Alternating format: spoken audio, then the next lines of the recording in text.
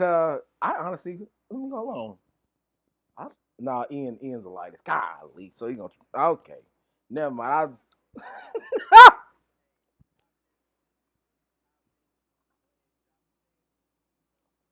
Yeah, so I mean, I know right now.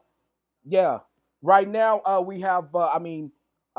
Nelly checked in. We got my man of Integrity. Hey, what's up, my man? I appreciate you. Um, so like I said, man, we're gonna hop on into it, bro. Because I don't want to waste a lot of time. I don't want to waste you fellas' time. I know everybody's got stuff they got going on, and if you don't, you need to get a job.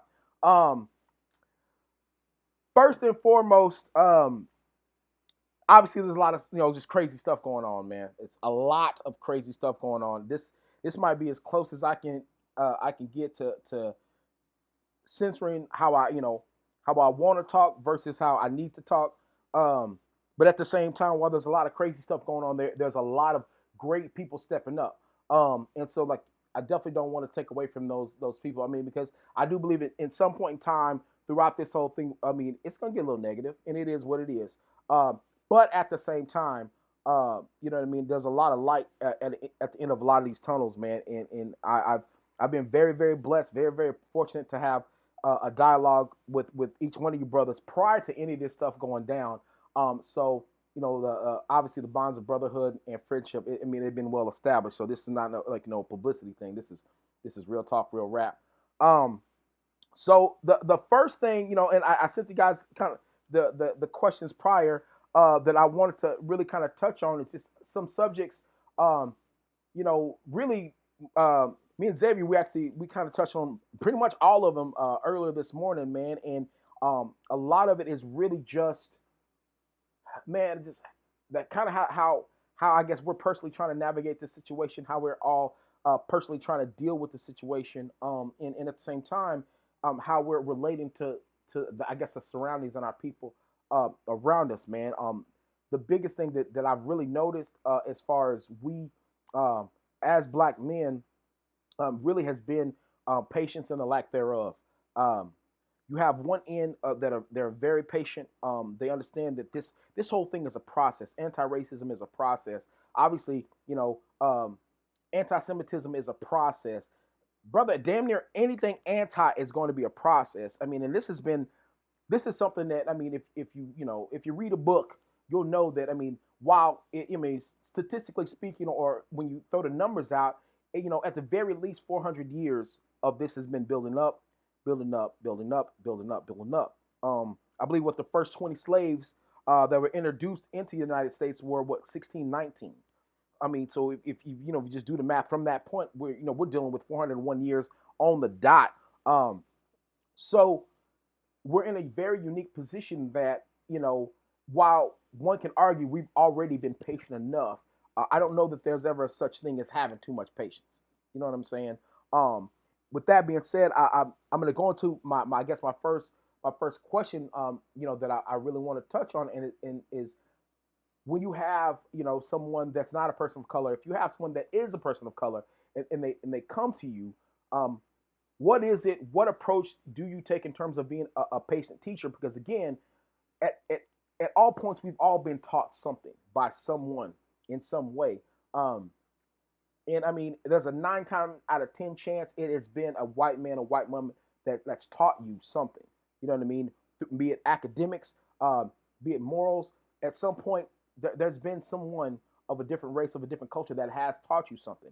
Now, had they been impatient, you may not have learned, something that could be important to like your development as a man, as a person in general. Is there something that any of you fellas do in terms of being a patient teacher? Because we tend to be impatient teachers when we want somebody to understand what we're going through. Like, why do you not understand? I mean, because again, a lot of it is fueled by frustration, and sometimes frustration does kind of serve as that catalyst of impatience, I guess you could say. I mean, the floor is open, man.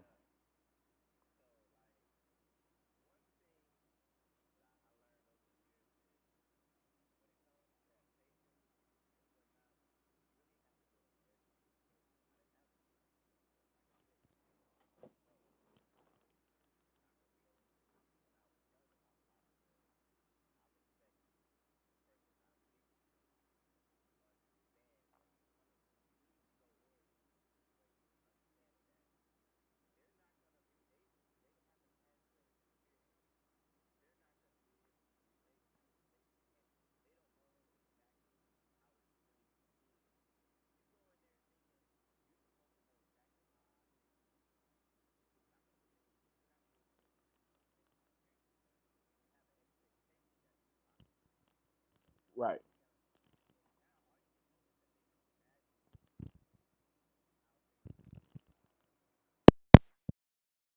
Thing you can do when it comes just on an education level for someone is to expect them to automatically understand how you feel. Someone cannot tell you how you feel. They have to try to relate and understand how it is or whatnot. If you go in there thinking that they understand off the rip, you're gonna get disappointed, and that can lead to you getting pissed off. People can get upset, and it can spiral from there or whatnot. So one thing I learned after a while is, hey man, you gotta go in level head and understand that you're trying to bring them to your level of understanding. They're not there. Right. So you have to have the patience is gonna take time or whatnot, and that comes with growth. You can't expect everybody to be perfect from the jump.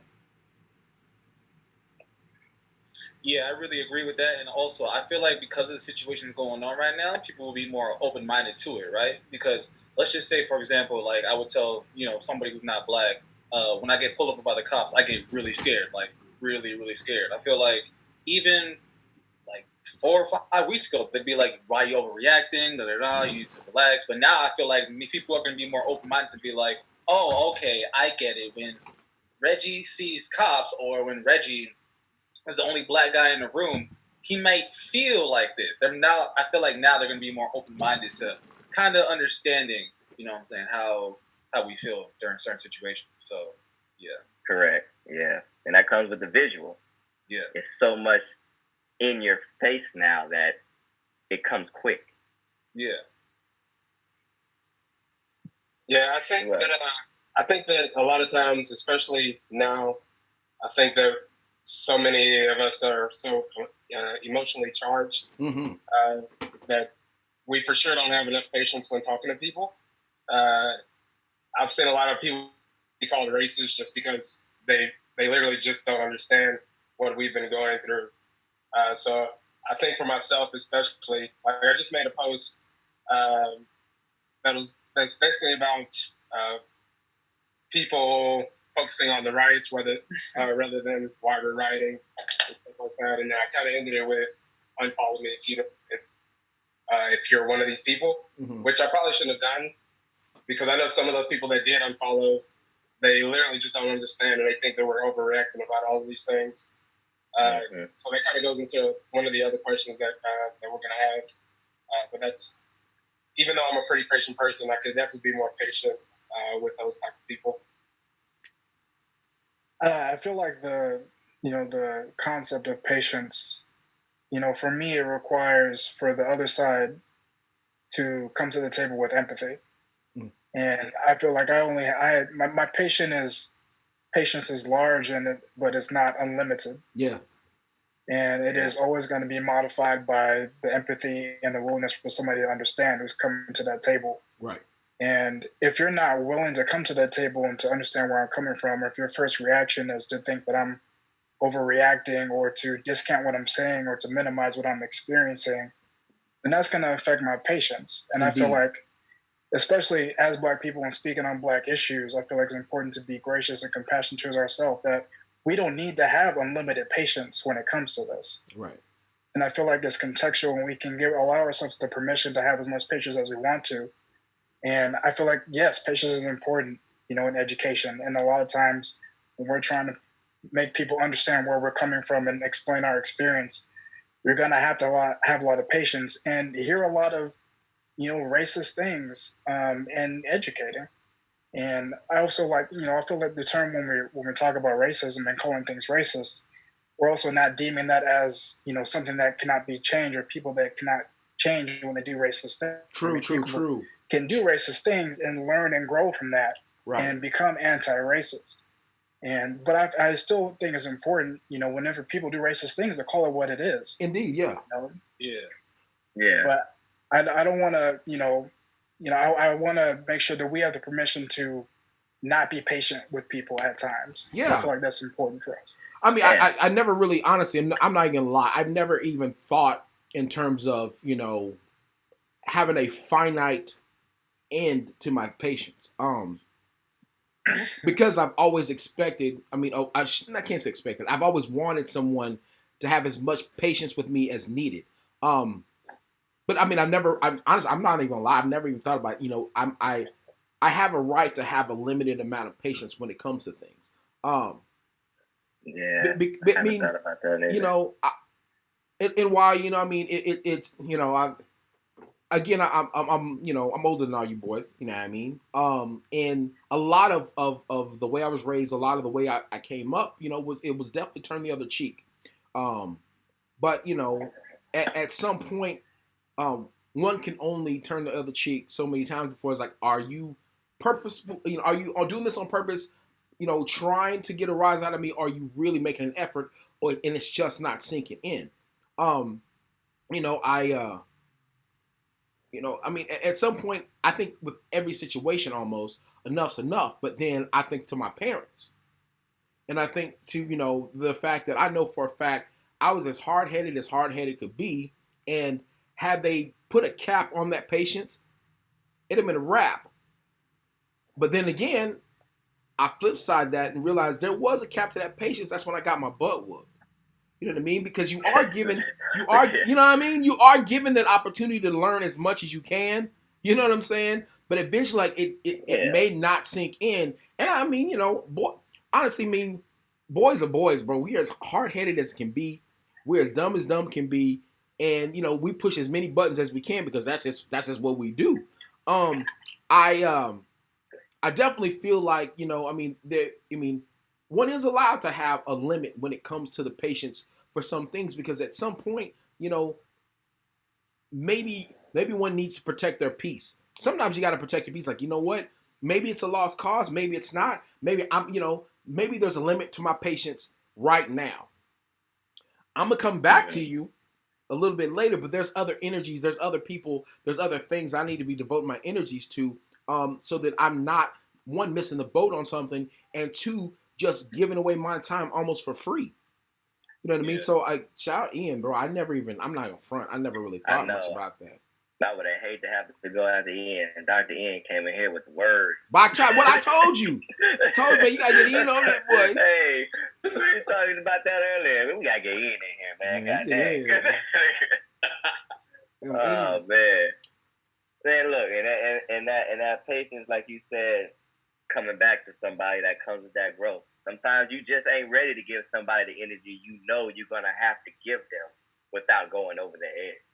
You know what I'm saying? Yeah. And that's plenty of times, and me knowing me, I know I'm a hothead. Already. Anybody I know is gonna come and be like, hey man, look man, you're gonna trip. Like, you're gonna trip out of a sudden. You have a short fuse when it comes to certain things or whatnot.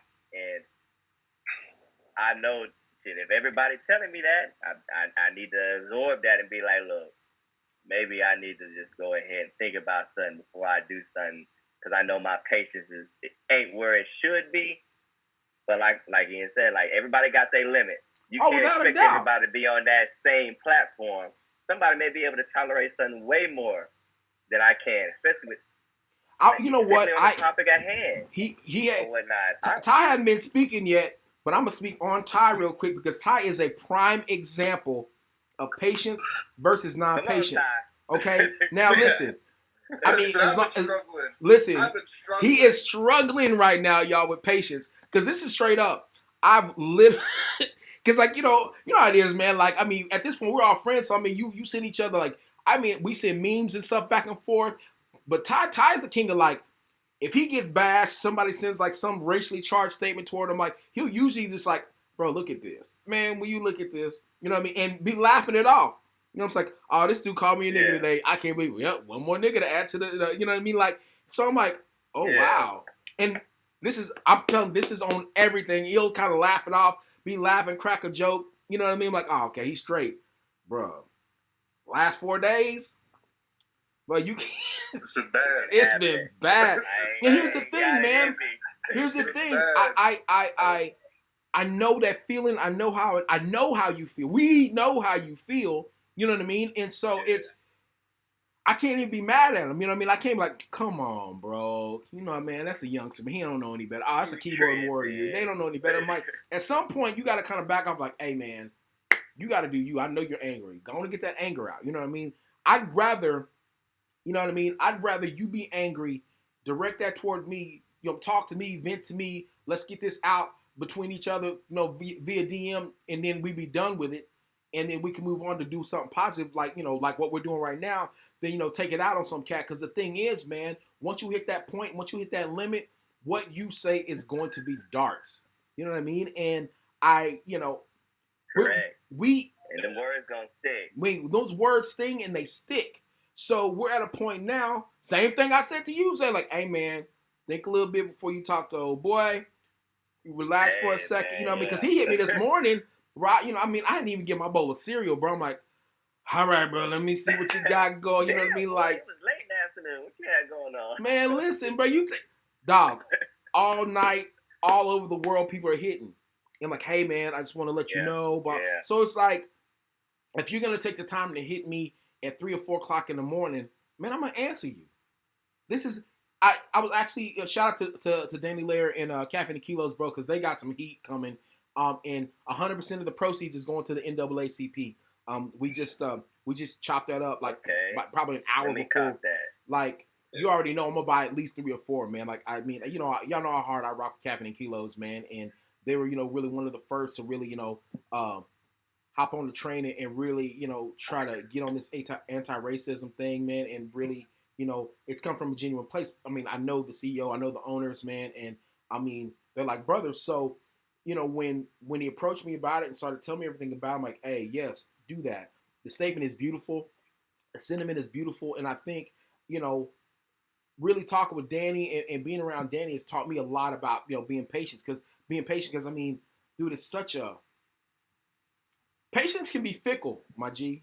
It can be very, you know what I mean? Like, I liken it to an actual person. Because sometimes patience is like, I'm with you. And other times, like, nah, I got to dip. You're on your own. So, it's one of those things where, like, when I am talking with Ty and I am talking with Zay and we're talking about these things and you can literally watch, or rather hear or even read, you can read them coming down. You can read that anger kind of subside. You can see the anger kind of subside, even in the conversation. You know what I mean? You can see it kind of trying to drop it, and at this point, that's what we need to do. I think Xavier actually Xavier and Ian, you both kind of pointed out, kind of in passing in the conversation, is just basically knowing who you are, knowing the type of person that you are. If a lot of that is just you see me, shout out to Ross, my coach Ross, because he actually put me on the list yesterday about we walk around with the, hey man, stay woke, be woke, be woke, be woke. Being conscious of the type of person that you are. Being aware of the type of person that you tend to be in certain situations. Understand that if this particular situation usually makes me get a little uncomfortable, get a little bit pissed off, maybe I should have, as Ian said, a finite end to my patience for this particular point in time. That's a hard thing to do. For a man to really know who, not necessarily know who he is, but know the type of man he is in a certain situation. You know what I mean? Like, because you have to do some soul searching. You got to dig a little bit. That's a lifelong journey, man. Oh man, that's a lifelong journey. So I mean, I do believe it's very, very important that we be, that we practice the patience that we want to receive. We have to be willing to give. But again, like Dr. Ian said, at some point you have to be able to cut that. You gotta, cut that feed off for a little bit. Maybe push your energies to another place. Maybe come back and revisit that. Because again, sometimes it's just taking a step back, getting away from a situation. Like, you know what? I didn't think about trying this and saying this to them. Let me try this next move. You know what I mean? There's so many ways to skin a cat, and people swear you can't reinvent the wheel, but I've seen the wheel made at least 1 million times over. So, I mean, yes, I believe that, while you can have a limit to your patience for a session, you can have unlimited sessions. You never know. It might be that 10th session that, that has about when you come back to them. Yeah, so that's if you come back to them, because if you know the type of man you are, you might, come back with the right cross. I don't really know. I don't know how you get down. They got some questions in here too. Yo, we got mad questions. We're gonna get to those after we're done with these. The next question, like I said, when I hit you boys, because I already know everyone has an opinion on this. And here's the thing, dude. I've seen more non-people of color addressing this issue than I have people of color. Okay, and that is the person versus persona. Are you getting on your account? Are you getting on your social medias? Are you using your platforms to actually speak out, or is it because this is what you know people expect of you? Are you riding the wave? You know what I mean? Like, so what do we feel? Ty, you're gonna start. What do we gonna get the, listen, we gonna get the angry man out. We're gonna get the angry man out first. Get angry man out first. Man, I don't know, man. I don't know. I need to hear it. I told you, listen, I told you, fuck them. Every single one. Fuck them. Straight up. You experience, you hear me? You experience the same shit that we do, but you want to stay quiet just so you can keep your followers, so you can keep your money coming in from your sponsors that don't give a shit about you. And you're not going to stand up for us, and we fight the same battle. Fuck you. Bro, I sent Taya, listen, man, I've been trying to keep this dude from attacking people for the last 72 hours. You know what I mean? Unsuccessfully, of course. But I mean, listen, he's at least he's not atting people right now. You know what I'm saying? Like, you know, we working on him. You know what I'm saying? It's iron sharpens iron right now. But you know, I found that, I mean, you have people of color they're not saying anything. Yeah. Now, choose your words, bro. Choose your words. Yeah. Now it's bro, it's easy for us to get mad at them. That's gonna be our natural reaction. You know what I'm saying? Now, I'm not saying, but our reaction is coming from us knowing if we're expecting you to say something. Yeah. You damn right. But that's the thing, though. I mean, I'm gonna have some type of feeling because I'm expecting you to say something because I hold you and to that I type get of level. that. So when you don't, it's hitting that much harder. Like, hey, it what's hits, up, my bro. dude? Like, the pain. Especially you know the history of some of these companies. Yeah, the pain hits so different when you think these people should be saying something. And I'm not even talking about companies right now. We're gonna stay on Ty's subject. You know what I'm saying? Why he's hot. You know what I mean? We're gonna stay on Ty's subject. We'll talk about the black athlete that's not saying anything. We'll talk about the person of color that's not saying anything. Correct. Do they have to? Are they obligated to? You know what I'm saying? You know, like, now, I'm going to be honest with you. Like, 6 days ago, I'd be like, bro, you need to say something. You need to say something. But then I thought to myself, wait a minute. While you do need to say something, maybe you are saying something. Maybe you're not saying something on social media, but maybe they are saying something. Maybe they're in the community, you know what I'm saying, putting boots to throats and really going out there and doing their thing. And they're not, you know what I mean? Because I'll be 100 with you right now. If you out giving a charity and you record yourself giving a charity, I'm a drag you. You know what I'm saying? So it's a two-edged sword. Now, if they're out there doing their thing, I get that. But my thing is this. If you historically, and this is the way that I at least tried to justify it in my head, if you historically are the type of person to speak up on issues, to post about this and post about that, and you don't post about this, then I have issue. I feel I'm allowed to take issue. You know what I mean? Now, I'm not saying that not speaking is right or wrong. I'm not saying, I mean, because honestly, let's be 100 right now. Let's lay it out on the table. If they don't speak, does that make them racist? Not at all. But you know what I mean? But because they look They're like on us. the porch. I told you that. Man, you better stop. Somebody get this man. You know what I mean? But I'm being 100 with you, and I'm asking if historically they're not the type of person to say something like that, to ever post something like that, then I mean, like, while I can be hurt, you know what I mean? Am I allowed to come for them? I don't know that I'm allowed to come for them because they've never been that type of person before. Now, listen, I'm going to be 100 and say, like, hey, man, I just can't get down with you. I mean, what did Ice Cube say? You're going to have a heart attack when you find out the black folks don't want you back? Like, when he say in the song, Be True to the Game? Like, if you're not the type of person and you don't have that type of presence, you know, in social media, in whatever you do, in your types of publications that you choose to use, if you're not the type of person to historically say something like that, I mean, I'm not necessarily going to give you a pass, but I'm not necessarily going to bash you because, like, you've never been the type to do that. You know what I'm saying? Yeah, but it's not the time to do it right now. And that's what I'm saying. I feel you, like, but now this is a different time. These are different circumstances, and we literally need all hands on deck. It just is what it is. But again, I asked you, how much weight does it really hold with you? Because again, we're gonna go back to what Ian said about having a finite amount of patience. Cool, you don't want to do nothing? Fine. I can't mess with you right now because I got some people over here that really want to get down. I mean, and honestly, I feel like we're probably gonna go back to Ian talking about having a finite limit to your patience a lot because you're allowed to do so. I mean, now with that information that's proven very, very important up to this point, I'm thinking to myself, yes, at some point I gotta cut these cats out and move on because I'm gonna be 100 with you now. You already know, Ty, I was ready to box with everyone. You already know how I get down. But at the same time, I will say this. I have to leave them cats alone. I have to focus on something else.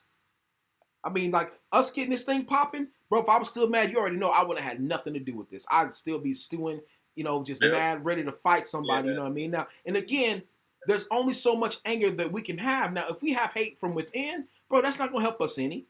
You know what I'm saying? So we can let them move on because, again, a time will come. I'm a firm believer, a time will come where I might be blessed with that dialogue with he or she. And I can say my piece. Okay. You know what I mean? And again, how do we not know that person's not being eaten up from inside for not saying anything? You know what I'm saying? So, I mean, it's... But if you have the following of the people that we are talking about. Yes. Thousands, hundreds of thousands followers, and you got young black people looking up to you because you want to be like them, and you see this black person made it this far in this sport or whatever, and they don't say anything. Especially when you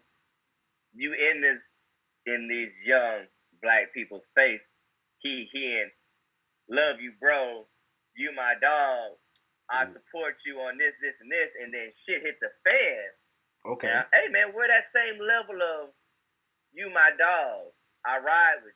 Why didn't you keep that same energy? He went back in the house. Why didn't you keep that? Shut up. Hey, I'm finna mute Ty for real. Zay, get ready to mute Ty, bro, because he's gonna get us booted off of this for real. So basically, what I'm saying, Ty's not lying though. He's not lying. I know he's not. I see you bobbing your head over there. Hey, Ian has the loudest. He has the loudest agreeing head shake that you'll ever see. Like, I'm watching him. I mean, I will say that, nobody has to be an activist, right? I think that's an important point to clear up. Nobody is required to be an activist. But I think as people of color and as black people, you have no choice in your body being political. Ooh. Your body is political as soon as you come out the womb. Your body's political before you come out the womb. So whether you're an activist or not, you are involved in politics, whether you like it or not. Mm-hmm. I think because of that notion, we have a responsibility, and I feel like we should take on the responsibility, especially for black athletes who have platforms or larger platforms or large followings. We should take on the responsibility to be activists for people who look like us, because knowing that we've experienced the same things and we've had a lot of the similar struggles, that you should be using that to create change to create positive change and to advocate. And at the same time, nobody is required to do that. Nobody's required to be an activist. But if you're not doing that, I also know where you stand. True. I give you that. But then I ask you this, because I feel like many times, it sometimes takes seeing other people that look like you, walk like you, talk like you, live like you. What if it comes in waves? We talked about the patience. What if maybe this next time? Because again, you know what I mean? Sometimes it's, it ain't, it's not where you're from, it's where you're at in your life. You know what I mean? Maybe you're in a position, you know what I mean? Like, you've got enough on your plate mentally that for a fact, if you say something, you're not going to say the thing that maybe would help somebody. Or maybe you don't have enough confidence. Bro, we're talking about bruised, scarred, broken races of people, men and women, that maybe, I'm not making an excuse for anybody, but bro, like, it's not like, it's not like you came out like ready, we're like, let's get this popping. You know what I mean? again, what if, you know, because it's so unpredictable. This is so unpredictable. This particular level that we're in right now is so unprecedented. Absolutely unprecedented. So what if the situation that you may want to, you know, get into, it's so unpredictable, it's so not necessarily uncontrollable, but, you know, I mean, this is big, man. This is huge. This right here, what we're doing, it takes courage. You know what I mean? Like, and if you've been eating very well, I might add, off of your sponsorships, if you've been eating very well off of your accomplishments, you know what I mean? And you're not trying to rock the boat. You're not trying to make people angry. You're just trying to, you know, try to live your life. You're trying to, you know, I mean, maybe you feel your contribution to this all is living a good life, raising, you know what I'm saying, good children and being a productive member of society. And if you're in your heart of hearts, you feel that's enough. You know what I mean? Like, if that person can sleep at night, I'm asking. I am asking. Everybody got the doo-doo face. I'm asking. Is that enough? Without like tearing them apart. You know what I'm saying? Like, maybe it's tearing them up inside. You know, maybe people don't have the confidence to stand up and say how they feel. You know what I mean? Because I'm gonna be 100. You know how? No, hold on. You know how we get, Darrington. You know how we get. A black dude writes something and we don't like it, we drag him. We drag them. You know how we get. I think you're actually a really good point, because I think that we have to be careful when making assumptions about why people don't say anything. Yeah. Because I think a lot of people are getting attacked for posting the wrong thing, saying the wrong thing, even with the black squares. Like, they'll put Black Lives Matter and then they'll get attacked for posting that. So I think some people just don't know what to say, and I think that as black people, like our friends that aren't black, are looking at us for direction, and we feel like if we post the wrong thing or say the wrong thing, that it might lead people in the wrong direction. See, okay, what I say with that though is that comes to, you know, we talked about this, you know, hey, look, we're gonna hold people to a certain standard. When I say people, I'm talking about us. We're going to hold each other to a certain standard naturally. Right. I'm going to expect something from you on a certain stance naturally. Because I'm thinking, you're on the same level as me. You getting the same treatment as me. You getting the same outcomes as me. So when I go in there and I'm saying, man, what you mean you scary? Basically. You scary for what? I'm going in there thinking that you got the same mentality as me. I learned this, like we spoke before. Yeah. LS, hey, not everybody's gonna be willing to say what you say, because unfortunately they ain't got that willpower you got. No, man. They ain't got that. They don't have that. They're not as unafraid as you are. Yeah. Or whatnot. But again, a lot of that being said, yeah. I'm not gonna sit there and say, all right, man, peace to you, you know what I'm saying? I'm cool with it. You're not saying nothing. I feel you. Then the first time I see you moments later say something about something completely off topic. And you got a voice for that. Okay, but hold on then. Okay, allow me, Ian, stop, bro. This head nod is killing me, dog. Bro, I'm telling you, it's undeniable. Like, bro, like, Ian does I see Gene, when I see Ian do that same, Gene does the same thing. He'll give you that nod, like, yup. I'm like, oh my God. All right. Bro, Ian said like 15 paragraphs in one nod. I will say this. Because, I mean, again, I feel like it's important. Now, if we are expecting, okay, other races, other cultures to have a dialogue with us, right? And we see one of our own, okay, not say what we feel that they should say. How hard is it for us to not just reach out to them and have a dialogue? Say, man, you know, and again, no one's gonna know how to approach a black dude like another black dude. No one's gonna know how to approach another black person like a black person. No one's gonna know how to approach a black woman like a black woman. You know what's gonna set us off. And you also know, you know what I'm saying, what's going to keep us chill. what I say to you early this morning or early this afternoon, Zay? I said, the Bible says a soft answer turns away wrath, right? If we come to him like, hey man, I just need to know, is everything good with you? First of all, I need you to know that I care about you. Number one, you know what I mean? Number two, things good, awesome. Number three, I know these are crazy times right now, and I was just wondering, maybe not. Is there a reason behind why you're not doing anything, but rather, you know what I mean?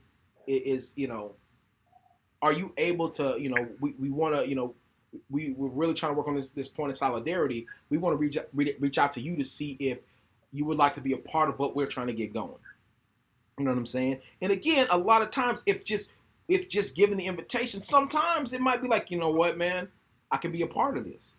Because again, if you look in terms of their history, and their history doesn't show them talking anything about any issue at all, you can't necessarily expect them just to hop on up and get in there. Because again, if they've never felt a reason to do it before, doesn't mean like, they feel to do it now. Because again, if you look back in their history, like they hadn't been talking about Ferguson, they haven't been talking about riots, they hadn't been talking about church shootings and all that. If they haven't been talking about this stuff, then you know what?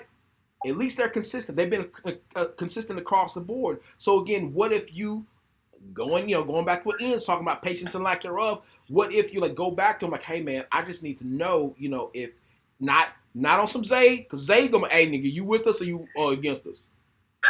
I'm gonna tell you something. That's what I'm saying. Hey, bro, listen, I'm gonna be honest with you. Hey, Ty, I'm gonna be honest with you. Zay got you beat on angry. Zay got you beat on angry. Zay got about that much of a fuse. You got a longer fuse. You just stuck in anger right now. Zay, he's happy one time, and you say, hey man, that's the wrong hamburger. He ready to fight somebody. So I feel like I mean there are opportunities that we have that we can still reach out. Because again, now let's be 100 now. Again, I said we need all hands on deck, right? Yeah. What sense does it make to just cut a person off completely? Bro, that next time, or you coming to him man to man might be the breakthrough. You coming to her man to woman might be the breakthrough. You going to a person, woman to woman, man to man, whatever it is, that might be the point of breakthrough. You know what I'm saying? Because again, I'm going to be 100 with you. There's so much I learned from another black man because I was, you know what I'm saying? Like, I was raised almost completely with white people. That's it. There's a few black people here and there. You know what I'm saying? And to be honest with you, 3 or 4 of my first black lessons were learned from white people. 3 or 4 of the first black books, black publications that I even learned about, I didn't know what Black Wall Street was. I learned that from a white man. You know what I'm saying? I didn't learn about apartheid from you know what I'm saying, from black people. I learned that from a white woman. So, I mean, what if it's about, teaching one another, learning from one another, man? Like, because again, if I'm reaching out to him, like, hey, I'm reaching out to her, like, hey, if I'm reaching out to a group of them, hey, listen, y'all, we need you guys. We need you. We can't do this without you. Matter of fact, we don't want to do it without you. Why we have to reach out to our own people and teach our own people? I mean, like Ian said, he said, you're born into this. We were all born into this. Exactly. They're born just like us. So why do we have to reach out to them? But some people, listen, just like some people, just like some people, just like some white people know nothing about black culture, there are some black people that know nothing about black culture. There's some people, they were born into this, but they weren't born into this. You came from the South. Came from the North. You came from the East. You come from the West. He trying to shoot darts, bro. I ain't letting you do that. You trying to shoot darts. His energy is locked on one. I know. He think he's slick, bro. He about to get muted. Darrington, I need you to get your dude. He don't want to act right. Ian, you got the floor. Go ahead, brother. Well, I just want to say, if it's our responsibility to speak and to speak on these issues and to speak on black issues, I think it's also our responsibility to educate black people when we see them not acting in a way that is speaking on issues in the correct way, or we see them having gaps in information or gaps in history. I think it's important to educate too. I don't think that takes away any of the pain of when we see that from our black leaders and black athletes that doesn't take away the pain that we feel. And it's also telling too, because we also have a responsibility to learn this information. And as soon as you become aware of your blind spots, whether we're talking about race, or whether we're talking about sexism, or we're talking about transphobia, it's important to educate yourself when you're aware of those blind spots. Well said. Well said. Like I feel like Charles Barkley put it best when he said, "I am not a role model." Some of these cats are not role models. Okay. Now at the same time, just because and I ain't gonna front. We're all pretty decent athletes. You know what I'm saying? Especially when it comes to this lifting thing. You know what I'm saying? Like we're pretty sick with it. I will say. I do all right. I mean, it is what it is. You know, man. Ian got all the championships. Like, listen, I'm trying not to shine everything on Ian right now. High key, Ian Bell got it all. But I feel like with us, the biggest thing it's really going to be, being able to understand that just because you're a good athlete, just because, maybe because you have a following, just because you have a little bit of influence, doesn't necessarily translate to you being able to use that influence. And that goes for anybody, because again, we've got a lot of people that they're really good people, but they really try to go ham with their persona. And you have a lot of people that aren't. Now we're not on the black. We're on people of non-color, I should say, that they're going ham on their social media. And it's almost like it's not like their heart's in the right place, but I mean, again, the only way that I can necessarily see their progression, rather, is based off of their history, how they've been in the past. You know what I mean? How they reach out, what they say to you, how they've treated you. You know what I mean? But you can literally see these people Monday the 25th going.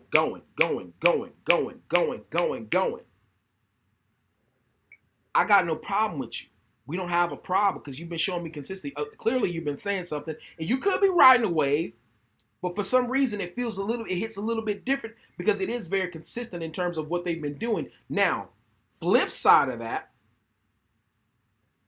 you got those people that Monday rolled around, they threw their little black box up, they threw their little Black Lives Matter up. I did my thing. Or was it Tuesday? Tuesday. Yeah, Tuesday. Tuesday. So they had no. The businesses try to hop in on Monday, but the people it was black boxed up. Yeah. And then they think that's enough. Yeah, we need way more than that. Are they riding a wave? A lot of people are getting their clout. Well, they are clouting off of this. All right, look. Oh Lord, here we go. Go ahead, get them. I'm gonna be. I ain't come here to sugarcoat shit or whatnot. Look, man. Get them. If I know you, or your company, whatever, for being the person that says, I'm talking on whatever. Bet. I don't care what nobody thinks. I believe this, I believe that, and I'm always opinionated. Bet. It suits me. Right. Let me not even say when it suits me yet. I know you for being who you are. You always got an opinion. And it comes a time when I'm waiting for your opinion, and you show me differently. And I know for a fact that ain't what you normally say on a daily basis on a persona.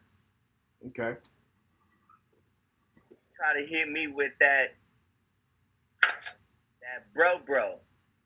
Okay. I'm your friend. Right. I got love for you. Right. All that type stuff.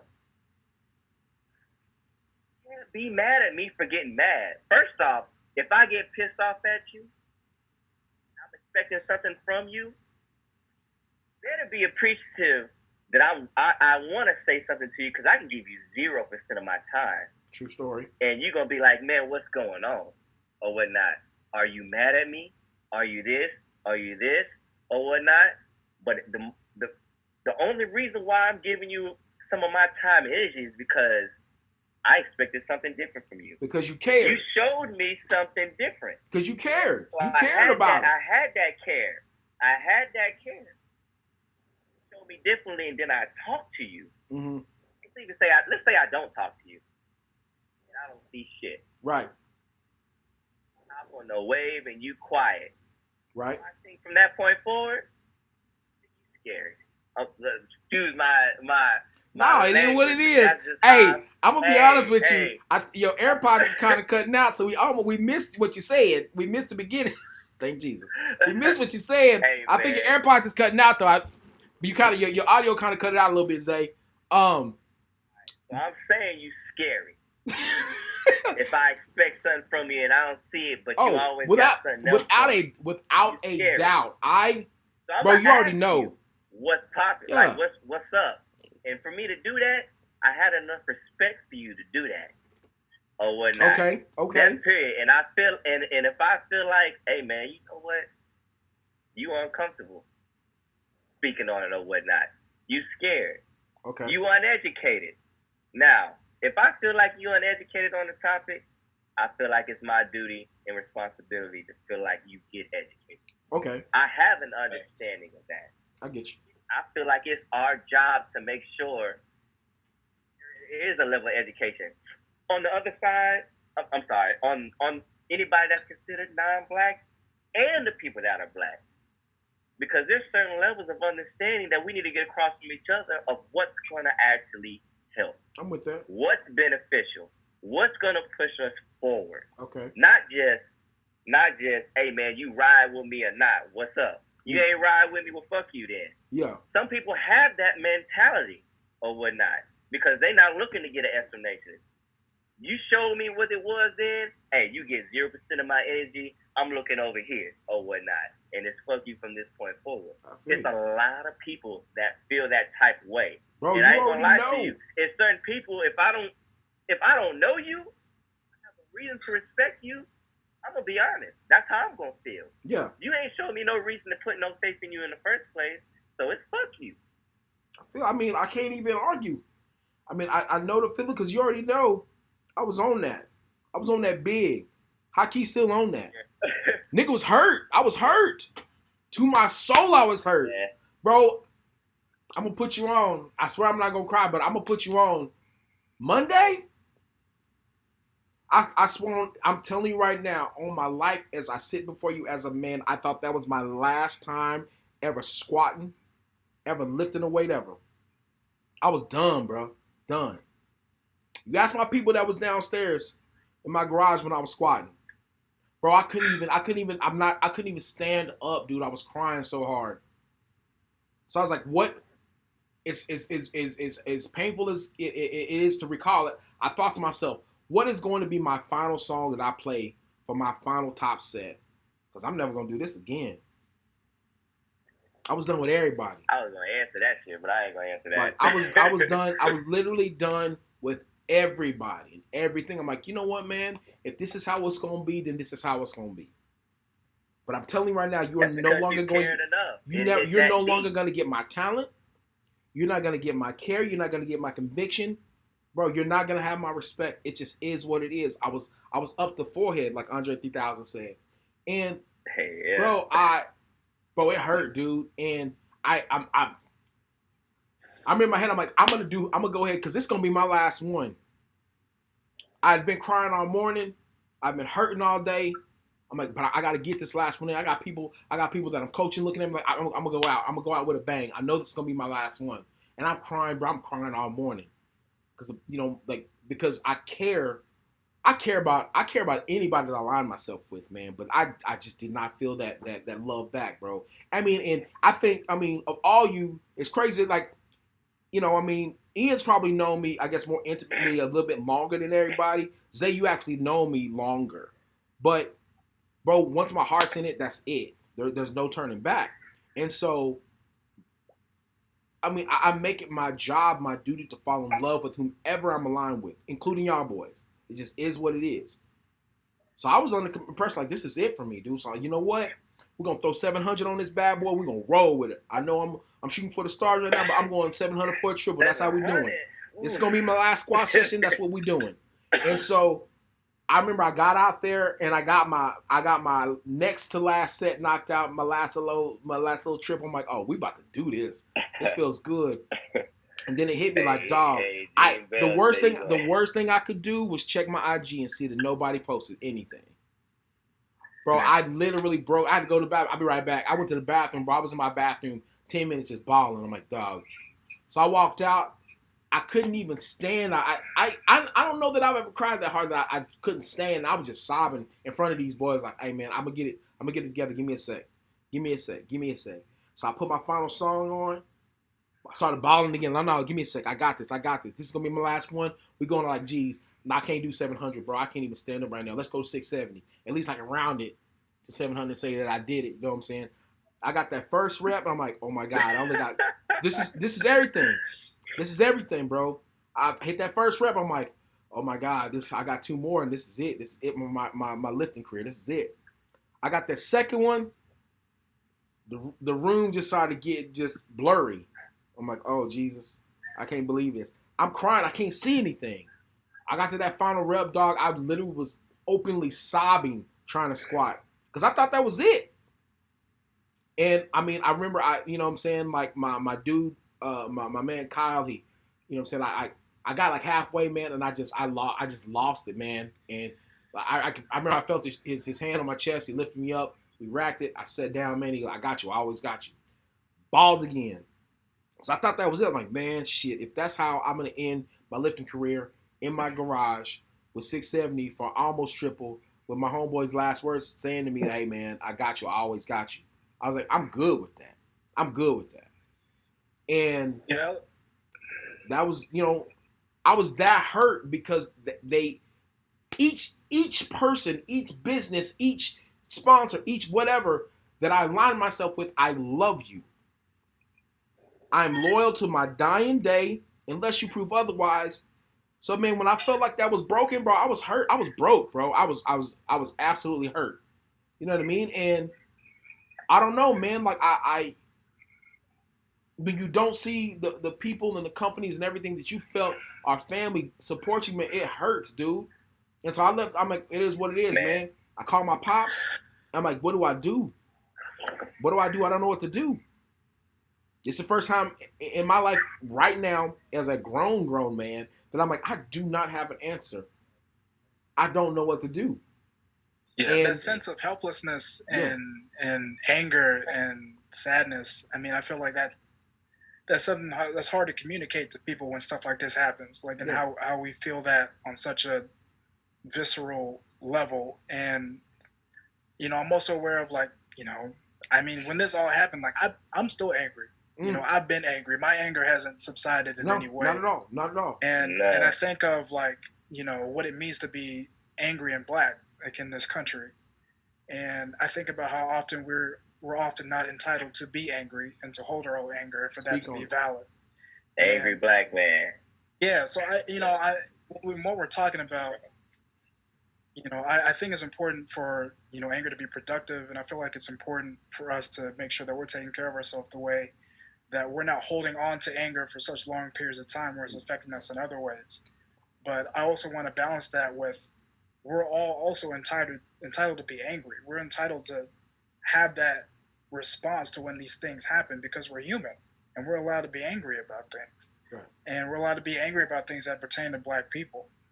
And, you know, I think in the context of, you know, the protests that have been happening and the riots that have been happening and the condemnation of, you know, riots and property destruction and all of that. And, you know, everybody speaking out against riots, which I get, right? Like, nobody wants, you know, to see shit burning down and to see people robbing and all that. And also, you know, we've been seeing black lives being murdered for 400 years, and we don't want that either. No, not at all. And there's been, you know, I feel like the message gets lost when we focus in, you know, when national media and people focus on riots and not focus on the people that have been unheard for 400 years. Indeed. And the violence that has occurred in community. in our communities for such a long time. Yeah. But I don't know. I kind of want to throw it out there and wanted to hear from Ty and Reggie and Darrington and just kind of, I don't know how that lands with y'all and with everybody, how that lands with y'all. I'm glad you said it. I want one of y'all to speak on it because this is exactly what let's talked about earlier about, hey man, it's a certain level of, if you're not gonna say nothing, I'm not even gonna. I'm gonna wait. I want Ty and them to get in, and I'm gonna harp right back to what you just said, Ian, because it's important. It's the basis of what me and LS talked about that really got this popping from the jump. That we started with that. What y'all got, man? Well, I think like now people are, like I said, are more open to like understand that anger, right? Because I feel like, before the situation, a lot of people will look at that and be like, because first of all, when you're black, you walk something, they see you as like a threat. They see you're like, oh, he's intimidating, when I'm not even trying to be intimidating. Mm-hmm. So like when you would pop off or something like that, they'd be like, well, why is he so angry? Oh my God, he's wilding out. He's relaxed. But now I feel like now people are at least willing to understand like why we're so angry when shit like this happens, right? They understand, like, okay, maybe, all the shit that he's gone through, So I feel like that is one thing, at least. They're willing to listen to us this time. Mm-hmm. Because we do that. I agree with you. I've been angry. I've been angry for a couple of days, all right? And I'm the type of person, I don't like to show my emotions, my feelings whatsoever. Right. Monday, driving to work. Cool and collective. I pass the yard. Nothing but Black Lives Matter. Just like signs all over the place. Instant, just crying. And that's what made me mad. Like at that point, I'm like, shit, like this brought me out of my character, and I'm in this car listening to some country music, crying in this car.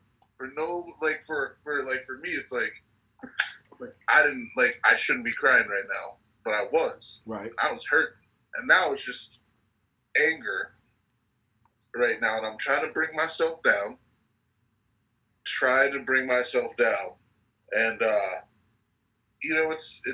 it's hard. Yes. And I woke up this morning, and that's when I posted all that stuff on my story.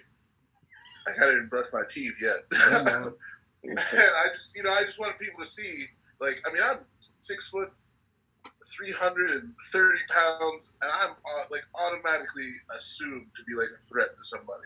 Like, I'm gonna walk past you, you're like, oh, look at this dude, And all my life, I've tried to be this smiling dude that like people won't see as a threat. Yeah. Like, you won't see him as a threat because I'm always smiling. I'm always doing something. Yeah. I'm always making people laugh. Like, I don't want you to see me as a threat. So I took on this persona of just like the funny guy, and I'm always like, people always see me happy. And I keep my anger inside. Almost like a point where you're trying to diffuse before you even have to deal with people. Yeah. I feel you. It's been totally different this week because I showed a little anger, and now you see me. Yeah. Now you see me. I feel you. Shit. D, what you got, bro? Yeah, I think kind of like what Ty was saying about not really showing emotion. I think most of y'all that know me know that I'm pretty, I don't know, balanced, or I don't really get angry very often. And it's for sure made me extremely uncomfortable with how angry I've gotten recently. Yeah. Mainly because like I used to have anger issues and like blackout type anger. So I try to keep myself pretty calm most of the time. But I think the thing that's making me the most angry is when people are being so loud about the result, which is like the riots and stuff like that, but completely disregarding why we're angry enough to do these things. Come on, like come through. Come on. I should also say that I definitely don't think the looting has anything to do with just the Black Lives Matter movement or anything like that. But the rioting and stuff like that, and the anger that we feel to get us to the point where we have to do something like that, I just feel like we tried it in a peaceful way, Okay. And we just don't know what to do now, so we're just acting out. Without a doubt. I mean, and then you're right. Yeah. There's some people sprinkled in there that are just there. You know what I'm saying? There's some opportunists in there in the game. I the one thing that I try to encourage as many people to understand, and this is black, white, brown, purple, pink, polka dot, everyone alike, is it's okay to have that emotion, bro. Like, because one can only bottle up so much. You know what I'm saying? You know, and anger's natural. Anger's gonna happen. You know what I mean? Like, and for me, the hard part that I try not to forget, but sometimes I forget, man, is that while I am angry, while I do get sad, it's because whatever the root of that, you know, whatever that was, the root probably comes from because I care about it. You care about your life. You care about the lives of your brothers and sisters. You care about your culture. You care about the melanin skin. You care about being able to walk down the street and not have somebody clutch the purse. You care about, you know what I mean, just being able to breathe a day and not feel like you're being judged, not feel like you're being watched, not feel like you're being followed, and just live. You care about being able to see another black man across the street and not sizing that nigga up like, do you want something from me? Like, you care about all this stuff. And you got to think, man, for at the very, very least, my brothers, for the very, very least 401 years, marked from 1619 to present day, that is frustration after uncomfortable, after suppressing your feelings, because if you say something, if you act out, you will be whipped, you will be hanged, you will be killed, you will be gibbeted, you will be raped, you will be separated from your family, you will be made an example of. All of the above. And right when you think you got it, like, you know what? Appreciate you, Lincoln. I appreciate you what you did. We free. Nah, nigga, you're not free. I got some Jim Crow for you. I got some sharecropping for you. Also, you know what? I know about that little Underground Railroad y'all been trying to do. Guess what? You still ain't free. I don't care what they say up there up north. You still are slave down here. Slavery kept going even after Lincoln did his thing. So then you go a little bit further and you know what? We got a little bit of freedom here that now actually this is whites only. You need to go to the back of the bus. You need to eat on this other side. Matter of fact, bro, you don't even get to eat in this restaurant. You eating at the very, very back outside on the tables next to the dogs. You know what? It'll be a little bit better because now we're getting to vote. Nah, nigga, you're not getting a chance to vote because you don't know these answers to this question. Well, you know what, though? At least I got God. At least I got a religion. Actually, you can't come to this church. This is white-only church. You need to go to that black church over there. Well, you know what, though?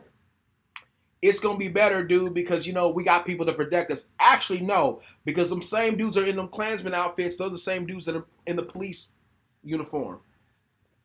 Them same dudes and women that are supporting the Klan over here, the exact same women that are teaching your kids, supposedly. That's if your kid's allowed to go to school. So it's just year after year, century after century. And the sad thing to say is generation after generation of frustration. And just like hate can be taught, just like hate can be passed on from generation to generation, so does frustration. So does anger. You know what makes me angry? Seeing my mama angry. Seeing my pops angry. Hearing my grandpa tell stories about being chased up and down a cotton field with a shotgun and a hound dog. Nigga, like it's in a movie. That anger, man, you feel that anger. You see that anger. You still see them recalling these points, recalling these moments in history that they lived through. You see it in their eyes like, what? No. This nigga, that ain't ever gonna be me. That's never gonna happen to me. And then you see trauma. Look, it's like you said, it's a history of things that lead to people building, and this goes to one of the points of when I had to speak to somebody about, like what Ian said. You got people speaking on the rioting, looting, police getting attacked during some of these protests and everything, and you're feeding into the side of changing the narrative of what this is really about. You don't have the side of, or you don't care that time and reach that level of understanding of why Right. this is going on. Why are you so mad? Why have you hit your limit? What made you get to this ceiling? Or you're below that and you're thinking, hey man, I know what you're doing is some fucked up shit. And you know what I'm saying? I'm gonna call you out on it. And then you sitting in the back of your mind, you're like, what this all about again? Like, hey man, look, if you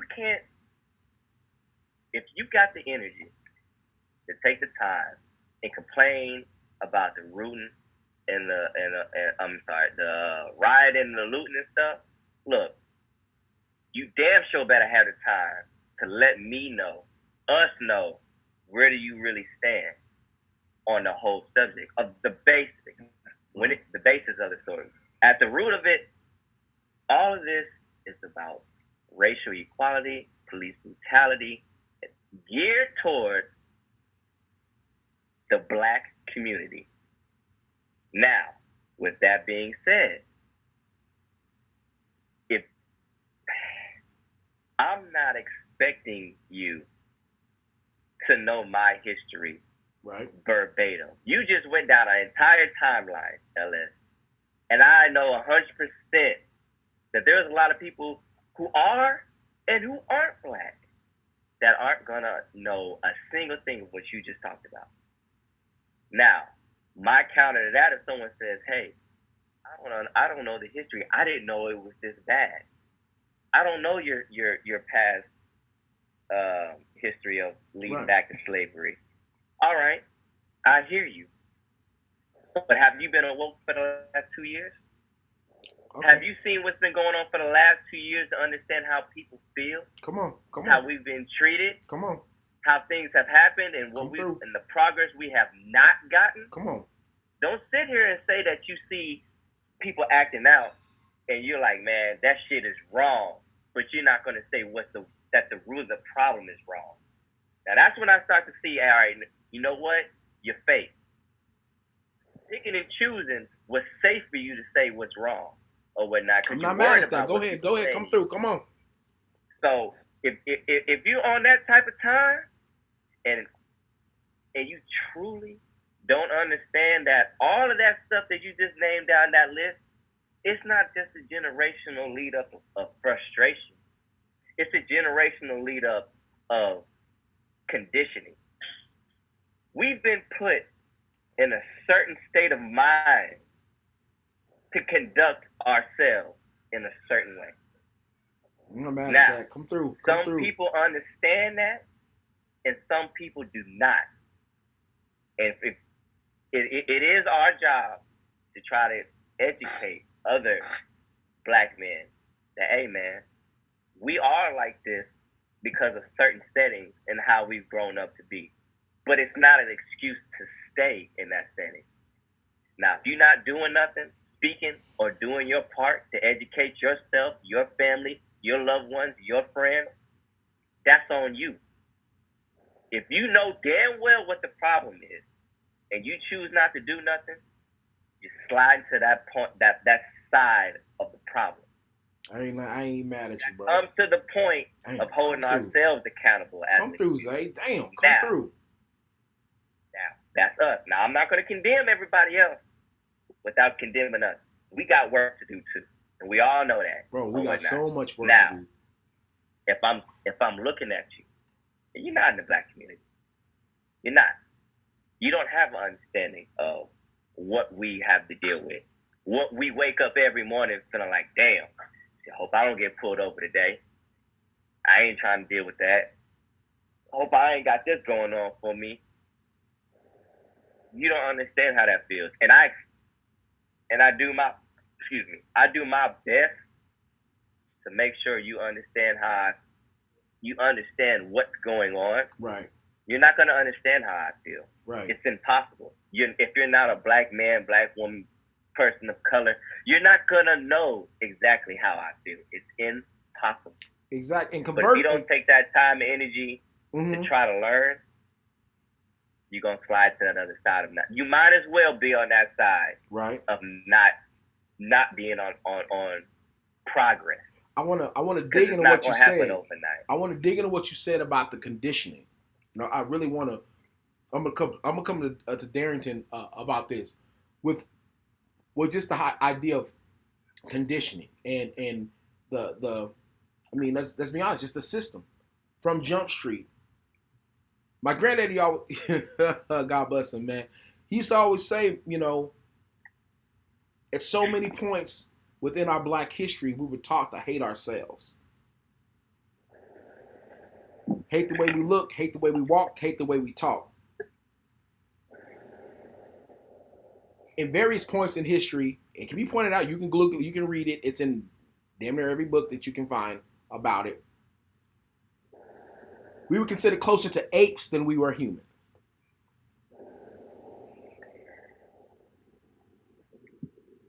We were put in cages, paraded around the world, not just the nation, mind you, the world, like a monkey, like a gorilla, like an exhibit. The system has never been set up. The conditions have never been so that you really feel good about who you are, good about how you look, good about how you walk and talk. How does one get out of that? I mean, you know, for you, in your opinion, what are some ways that one can get out of that state of mind? Because you can't stay in that state of mind forever. It's not possible. Education. Us speaking about this in general alone is enough for us. We're on the basis of knowing what the problem is and what we need to do to fix the problem on the simplest level. It starts down there with the education. And I'm not talking people in school education. Our school education ain't helping none of the things that we're talking about right now. If anything, it steers you away from being able to I can't remember the last time. They don't even teach Black history like that anymore, man. They barely taught it in the first place. I was even in there. Like I want Darrington to touch on this, bro, because I'm gonna be honest with you, man. I mean, Darrington's got a lot. He's got a lot going on behind the eyes, bro. And you know, you almost got to force it out of him to say, you know what I'm saying, what's on his brain. And it's we touched on it earlier in terms of not necessarily us holding each other accountable, but rather us being able to have the ability and the foresight and really just the love to lift each other up, man. I want to lift you up, Darrington, to say a little bit more, bro, because I know you got a heart. I know very well you're a man of God. I know you have. I mean, you've been anointed with the Spirit, man, for quite some time, man. And I mean, there's so much wisdom in the words that you say. I'm a firm believer. You know what I mean? And Ian's a very good example of that.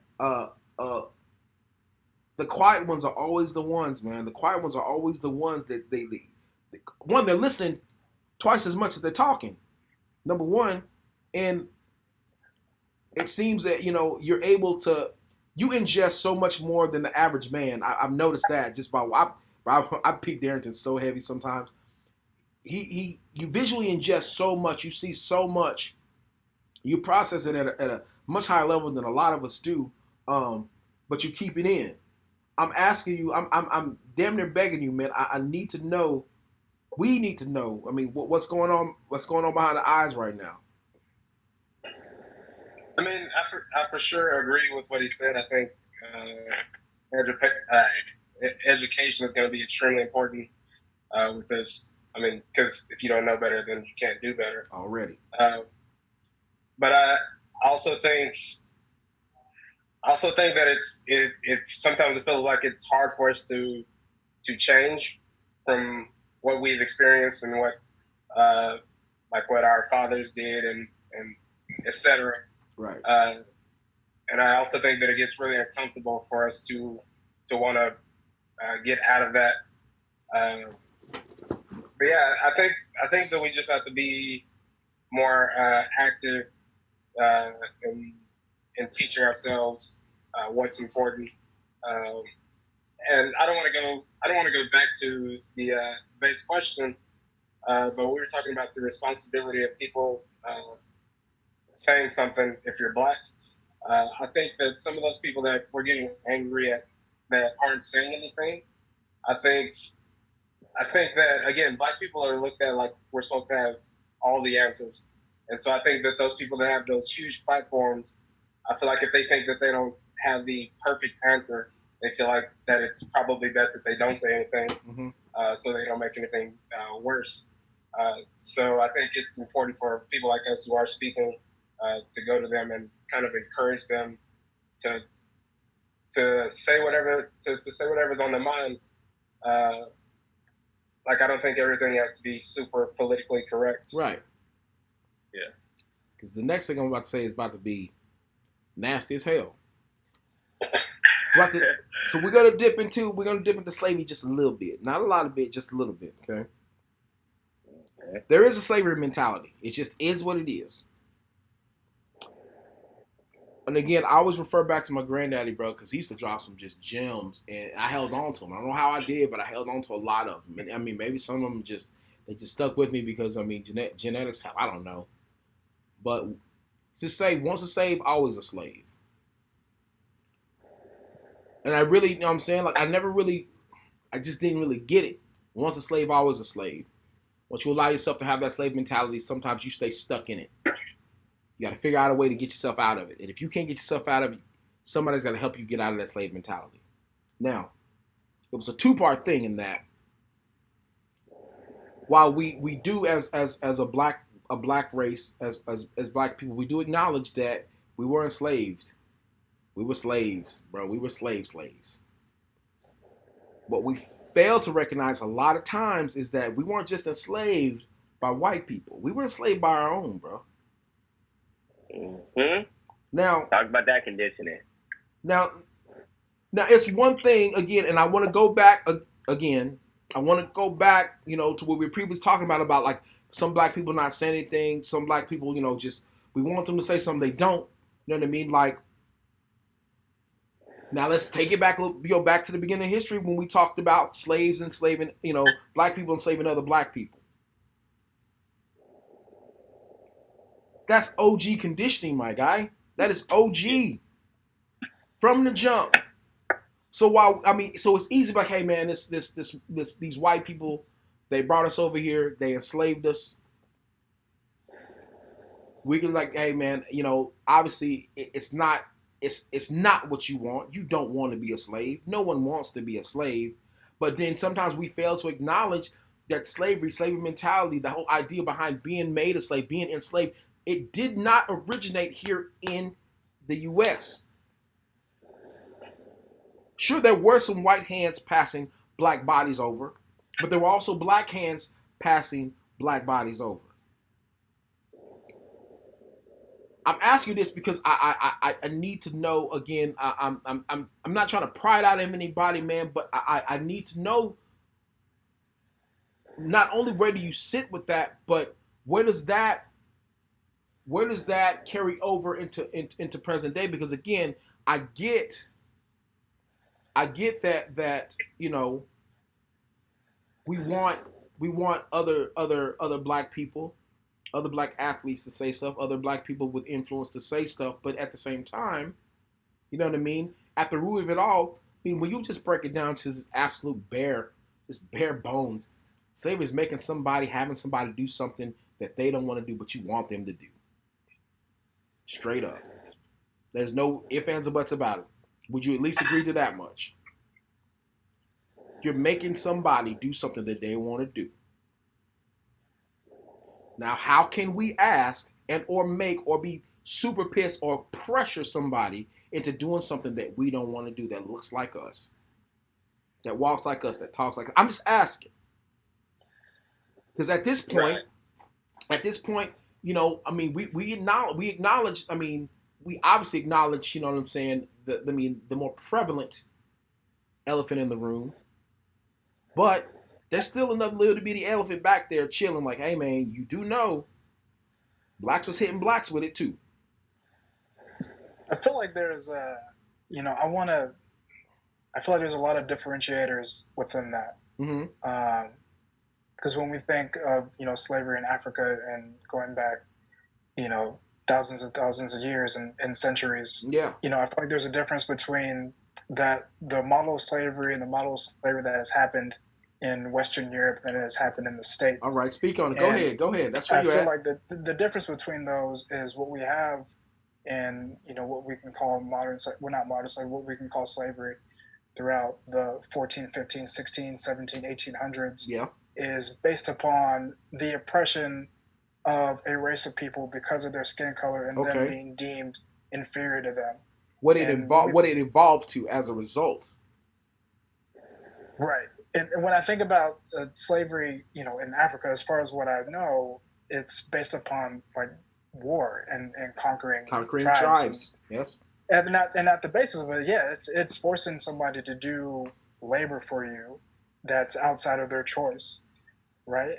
But when I think about American slavery and I think about Western European slavery, it is the basis upon systems of economy based off of that, and is based upon creating other systems of oppression to keep people in this lower class to citizenship, to therefore people can continue to profit off of them. And also when I think about, you know, the slave mentality, it's very much present and it is passed along generation to generation. Come through here. Part of that because is historical trauma. Come on. Right? And then it's something that's passed on to us through stories and through our connections with our family members, and it's passed on through research. It's passed on epigenetically through the methylation of our DNA. I mean, it's a real thing on so many different levels. And also, you know, we as Black people have a responsibility to educate ourselves and to grow out of that slave mentality. Okay, come on now. And to free ourselves and to provide liberation for ourselves.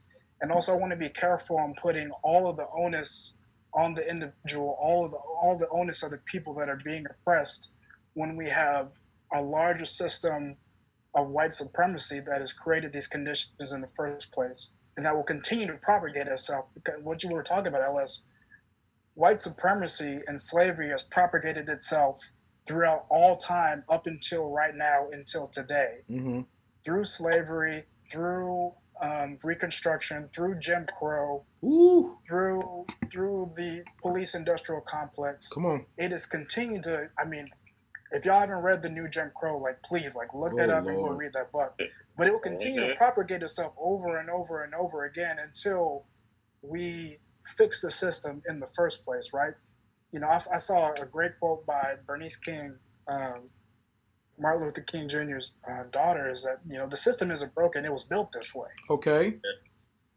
So in order to, you know, I feel like we both have to hold ourselves as Black people accountable, right? And move toward this place of growing out of this mentality, move towards this place of liberation for ourselves. And equally, we need to hold this system accountable, the system in this country that is built upon white supremacist ideals, for that to change as well. Because if we're putting in all this work, which we have done and will continue to do, this system needs to be matching that at the very least. Okay. I'm not mad at that at So all. I had this conversation with someone before, and it was along the same lines of what he is saying. The problem, and this goes to the point of progress.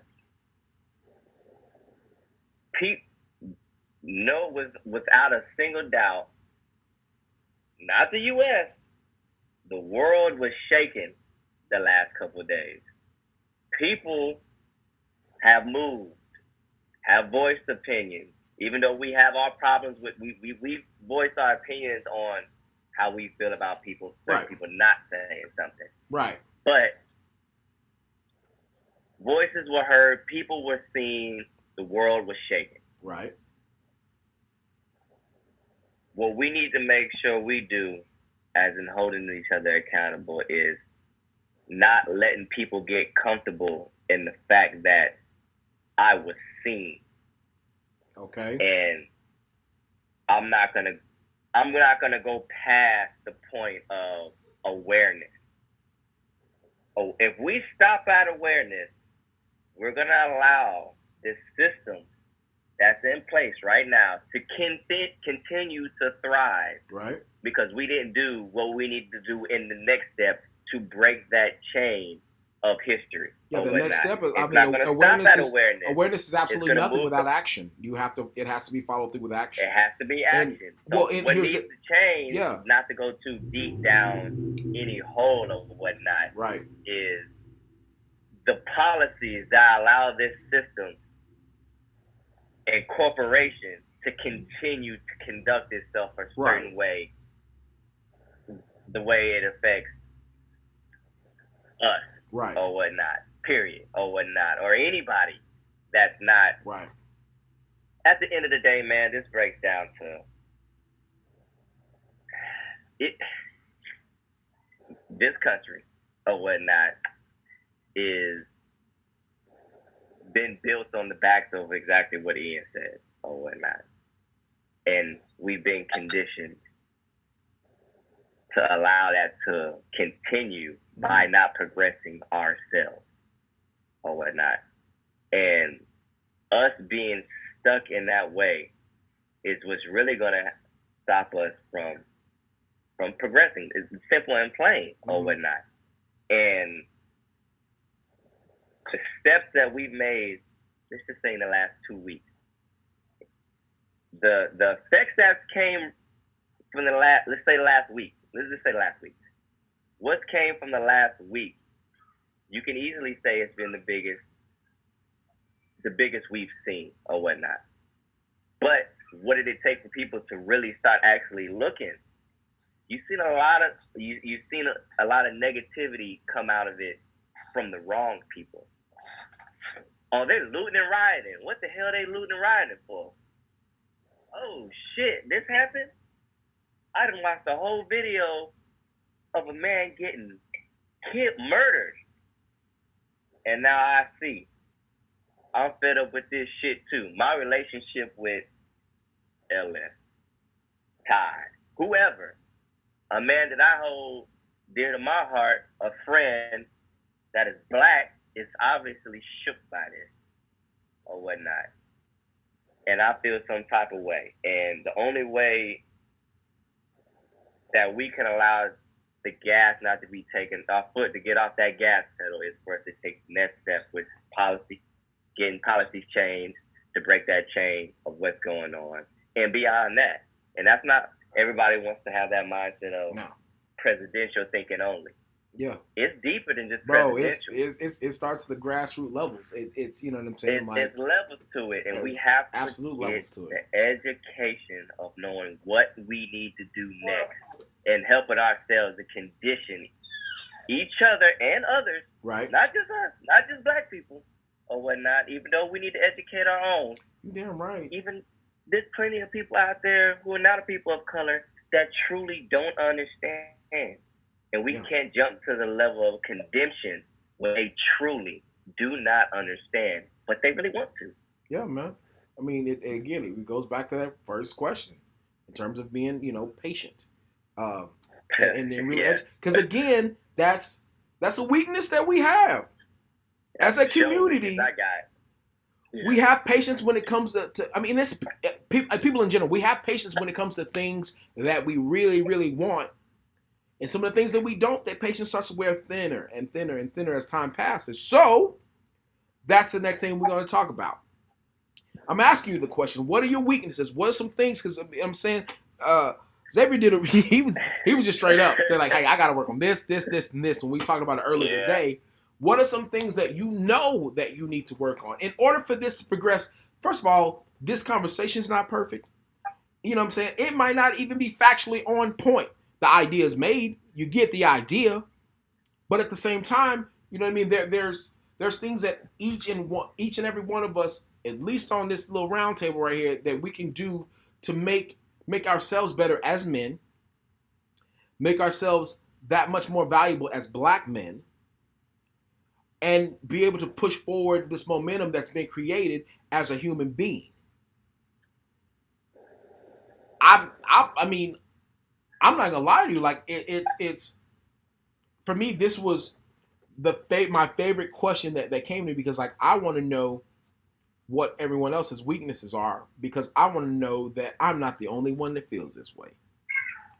I want to know that I'm not the only one that struggles with this, that needs to work on that. that's really, that's really insecure with this and that.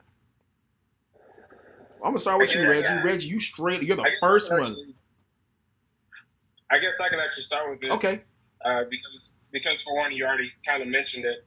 I tend to keep my thoughts to myself, and it's not that I don't want to say them. I just tend to overthink everything. So by the time I'm ready to speak, the conversation's kind of over. I think it's that, and then also, and this is kind of going back to like when I had anger issues or whatever. I tended to just, the way I got out of that is just avoiding situations that I knew would make me angry. So it's the same thing with conversations about, let's say, the riots or whatever. Like if I see somebody do something foolish, I tend to just avoid it instead of talking with them about it. I feel you on that. Mind your business. I think that's the main thing for me. Yeah, I would have to agree with Darrington. Like, that is the main, like, I would just typically just have this conversation with you guys and some of my friends. While some of my other friends, I'll just be like, they're not going to pay attention, fuck them, da-da-da. Yep. But I feel like now I should, like, build the skill of having this conversation with everybody who is willing to listen, not just a certain amount of friends. Because if it only stays within that circle of friends, it's never going to reach out and, like, get into the minds of other people. So I feel like that is definitely one of my biggest things I need to work on more, is to have conversations like this and, exposing to other people, like, how I feel sometimes. Like, the fact that, like, I get anxiety, I get, like, just fear and all this frustration. Like, a lot of people, they see me as like, oh, Reggie, he's always chilling, da-da-da. And I'm like, to a certain degree I am, but they're like a lot of the anger and pain, like, I hold it in because some people are just not, I'll be like, they see that part of me, they're gonna think I'm just like a fucking psychopath. So, Reggie be big chilling sometimes. Like, boy, Reggie. Hey, Reggie be laid in the cut. I'm like, you good? Yeah, I'm good. Like, oh, okay, cool. I'm gonna walk over here real quick. You let me know. You know what I'm saying? But yeah, I'm with that. Ty, what you got? I would say not stepping up to the plate more often. Like you said, we need leaders. We definitely need leaders, and we could be those leaders. We can keep this momentum, and we can keep this momentum going to see some real change. And I know in the past, I would talk about it, and then I would just disappear. Mm-hmm. I'd sit back and like, all right, I'm waiting on somebody to come up with something to make a change. Well, why not me? Come on. Like, why can't I make that change? Why can't I be the leader and come up with something, for our Black community to make a change in our community? Come on, Ty. Come on. And that change, make a change, for everyone else, so they can actually see who we are and not see us as a threat, and not look down on us. Because, first of all, we got to stop looking down on ourselves. Come on now. Yes. Yeah. I'm not even mad at that, dude. Zay, go ahead. Go ahead. Going out to Dr. Ed. Go ahead, Ed. What you got, man? Oh, man. I'm just thinking of, something I've been thinking about the last couple of weeks, just even more intensely, is I want to be better at naming racism, naming discrimination, naming white supremacy when it occurs in my circle. Okay. And that feels harder to do than when it occurs outside of my circle, when I don't know people, or when I see it, in systems, or I see it at work, or I see it when I'm at the grocery store, or wherever I see it. That feels easy. That feels easier to do. Yep. It feels much harder to do when it's my friend, who I'm sitting with in the through. gym. It's much harder to do that, and I want to continue to work on being courageous in that, and knowing that the bonds that I have with people, if it's strong enough, if they're not strong enough to withstand that, then it wasn't real in the first place. Come through. Come on. God. So if our connection isn't strong enough for me to name something that you're doing is racist, is upholding white supremacy, is sexist, is homophobic, is transphobic, then we weren't really on the same page in the first place, and we got to reevaluate after that. And I think within that, also, an area of growth I want to think about, even in thinking about Black lives, because I feel like when we talk about Black lives and when things happen to Black bodies, I center it on myself, because, like, why wouldn't I, right? As a Black person, as a Black man. And I feel like with that, I often forget I forget black women in this conversation, and I forget black queer people in this conversation, and I forget black trans people in this conversation, and they're black too. Come on. You know, they have to be a part of this conversation. Come on. And I feel like I feel a responsibility as a black man and the privilege that I hold as a man to bring that into the conversation for everybody else too, right? For non-black people, to make them like, hey, this is a part of this conversation as well, and not to forget that intersectionality and to think outside of me a little bit when we talk about these things and when they come up in the national discourse. Nice. Boy. Ooh, shit. Yeah. I should have went first. I tell you, you should have went first. You don't let him go. Don't follow him. Don't follow Darrington. Don't follow Reggie. Follow that man up. God damn. Oh, man, I don't even want to do this. No, I'm finna go to the crib. Damn, I'm at the crib. What we talking about, man? Shit. Nah, working on myself, man. Look, I know for a fact that tolerance for certain things when it comes to this subject is low. Come on. And it goes to my emotions being tied to it. And like Darrington, I've had my fair share of anger problems or whatnot.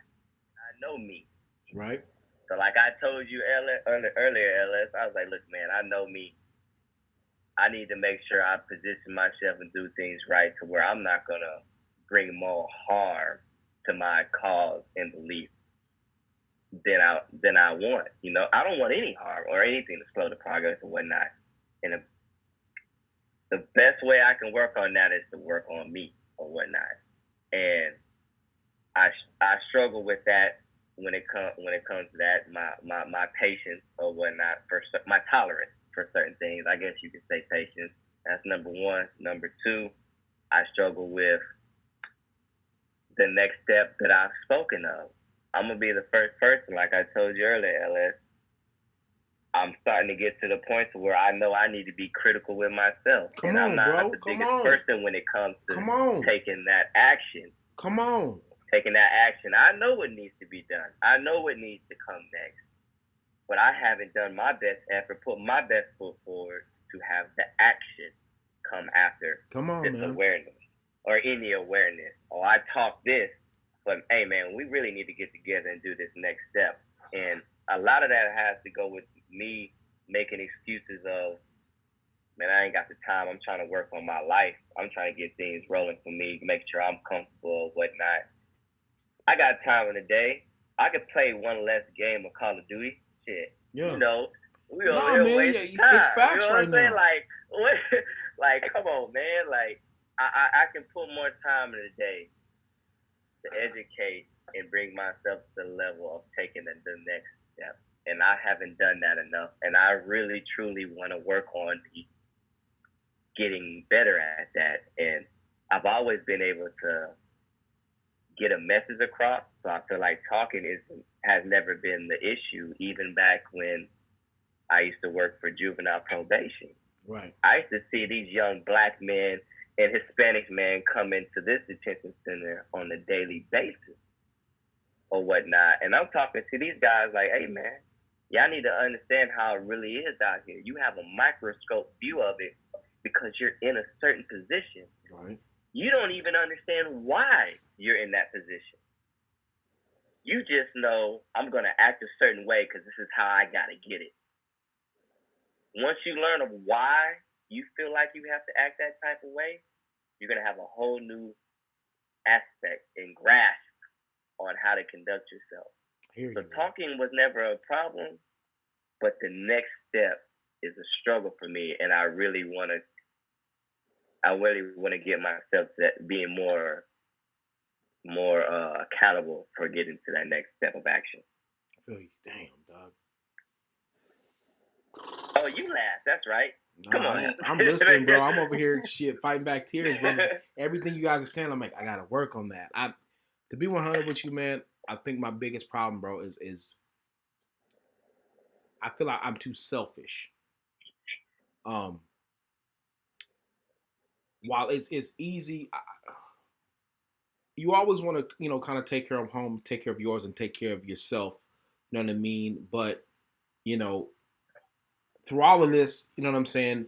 I've never necessarily focused on me, bro, but I feel like I got another gear that I could give in terms of being selfless.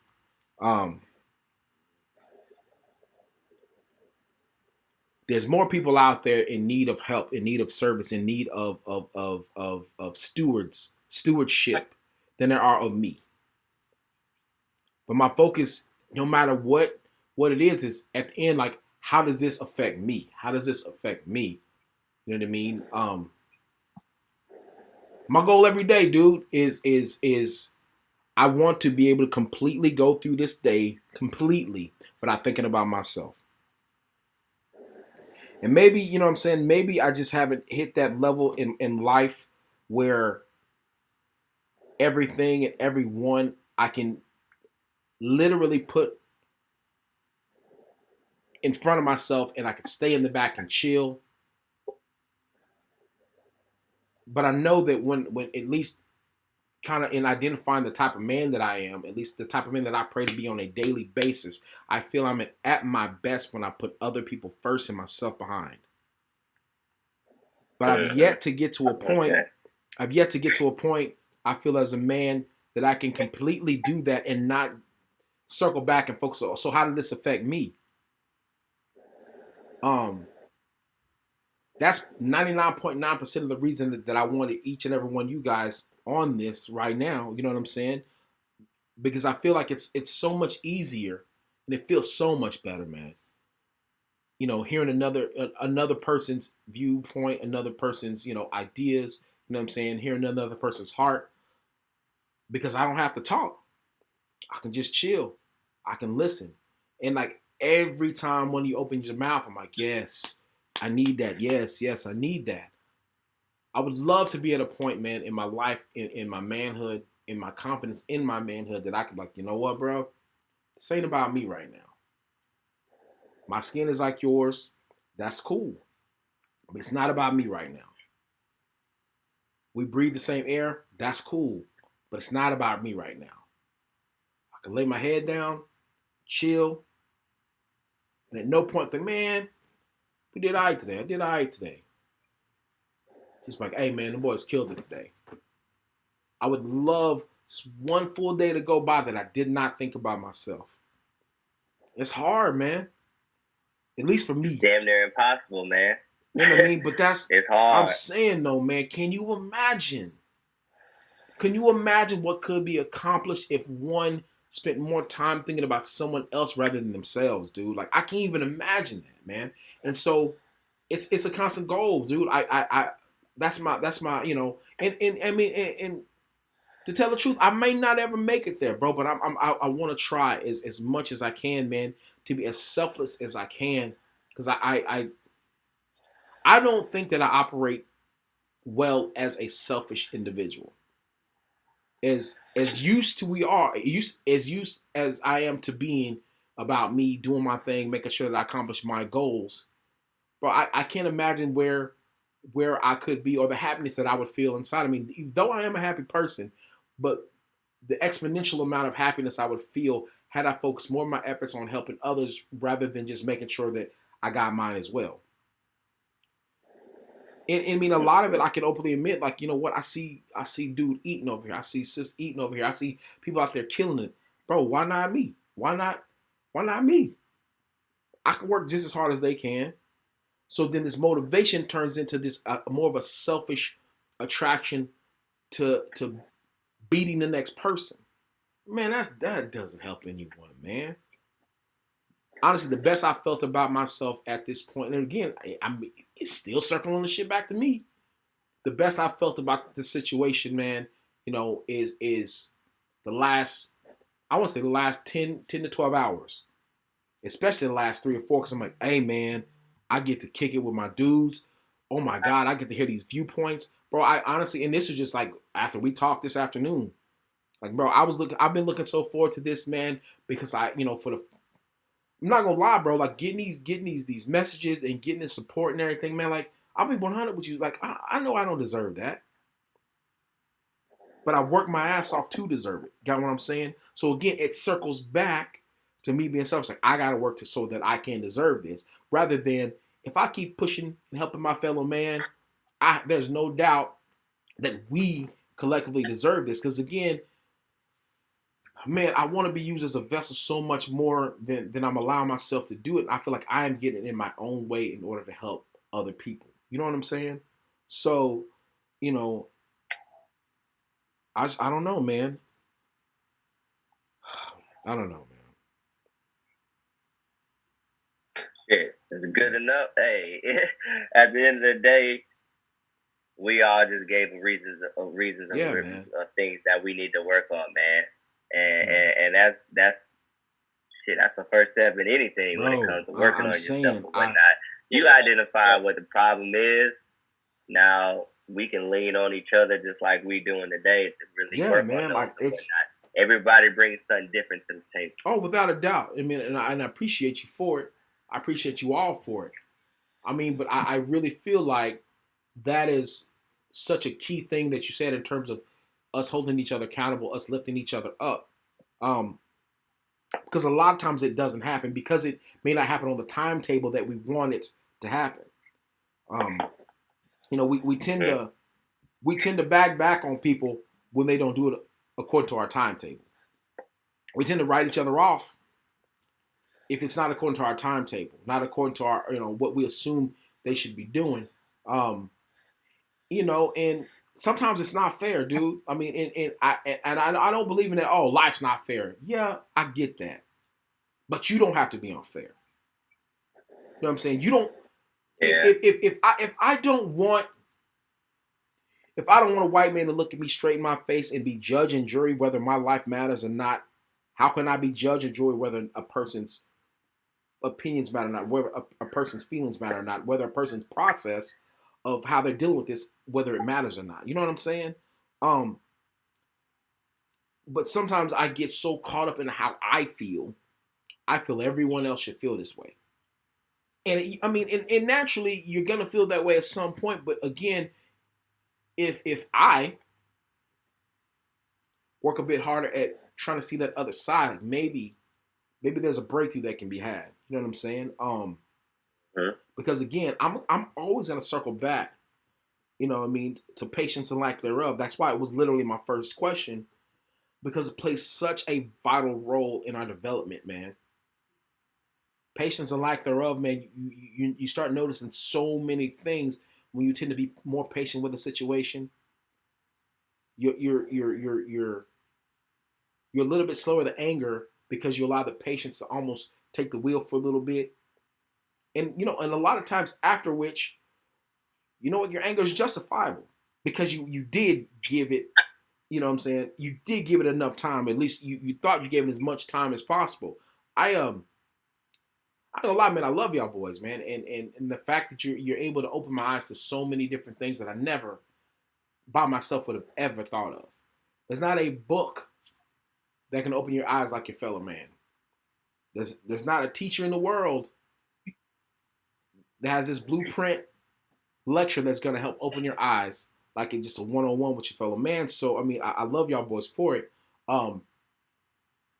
The question, obviously, the next question that we'll lead into is going to be the use of your voice, because hearing your voice and hearing how you guys are using your voice and your vision, you know what I'm saying, and almost your personal, your internal mission, that's what's, at least for me, that's what's like driving me. Yo, man, I needed this. We are not using our voices like we need to use our voices. I'll be the first to admit it. We use our voices. You know what I'm saying, when it's popping. We use our voices when we get in front of a camera. We use our voices when we're with each other because, I mean, shit, it's easy. There's strength in numbers, man. But then one huge hole, one of the biggest holes that we have within our community, especially within the Black community, not just the people of color, but within our community, is a lack of participation, the lack of voices, the lack of numbers at that booth, the lack of participation, the lack of information, the lack of education when it comes to different, honestly, different political dealings, different politicians. Whether or not you even know how, the whole idea behind the being bipartisan, the whole idea behind what's political, what's not political. A lot of us are not educated in that area, and unfortunately, that is such a huge factor in the ups and downs of where we're at right now. I'm just leaving it open, bro. I'm leaving it open. Yeah, so I think actually what you're saying about us not using our voices kind of leads into this guy's question about how can he go about helping his Black friends, and and why is it that he's known these people for like four plus years, and he hasn't had the conversation with them, or they haven't felt comfortable to bring it up. Right. And I think part of it is pride. I feel like sometimes as Black people, we feel like we're complaining if we start talking about what we go through on a daily basis. Okay. Yeah, so I think it's just an uncomfortable conversation. But I do think, as a friend of somebody that is of color, I think it would make you an even better friend if you were to bring that up and ask those questions, even if they don't necessarily want to get into it the first time you ask. Like, as a friend, you should continue to ask these things. Yeah. Because I think people don't get mad. People don't get mad when they know you care. That's for sure. You know what I mean? Like, I mean, Darren, but you spot on. You know what I mean? Especially, again, we'll speak on the Black man. We all are Black men. We tend to be very, very minimal when it comes to complaints. You know what I'm saying? It's just sometimes it's kind of ingrained in us. It's kind of just not necessarily brainwashed into us, but it's just not. Man, quit your complaining, quit whining. You know what I'm saying? Like, go out there and get it done, get the job done, be strong. You know what I'm saying? Like the OG say, he say, "Hey, young buck, let your nuts hang." Like, it's the truth. It is. Because for so long that complaint, that whining, because that's me. I mean, for a long time, Black people had it hard, but we all had it hard. So what's the use of complaining? Work, survive, provide for your family, and of course that's passed on and passed on and passed on. So when it comes to the Black man, I mean, let's be honest, man. When you start complaining, or if something that you view as complaining, it's almost like a sign of weakness. But the cool thing is, and it might be like trying to drag, freaking pump water out of a rock. Sometimes, man, we want to say something, but you're not just gonna just voluntarily offer that information. You know what I mean? So I mean, and clearly this man cares. Clearly this man cares. He's asking us and a bunch of strangers, like, "Hey, man, and the part that hurts my heart when I read his question, sorry if this sounds ridiculously ignorant. There ain't nothing ignorant about that. That's usually be, hey, sorry if it looks like I care too much. It sounds like you care, bro. You care. You know what I'm saying? Like, if you have somebody in your life, it black, white, green, it don't matter. Anybody in your life, and you know that they're hurting. You feel like they're hurting. You see that they're hurting. Man, there's nothing wrong in asking them, hey, man, can I help you? What can I do to make it better? What can I do to ease your pain? I got a shoulder. You can cry on it. I got a strong back. You can lean on me. You know what I'm saying? I got 2 ears. Let me listen. Let me help you out. Like, there's nothing wrong with it, but at the same time, we as a Black community, we as a community of people of color, I almost say colored people. My mom would have killed me. No, does it not? Bro, listen. People of color and colored people, they hit different. Am I lying? They hit so different. Lord, I said it out loud and my own heart jumped. I was like, oh Lord, did I just say who? Colored people. Say I gave myself the vapors. But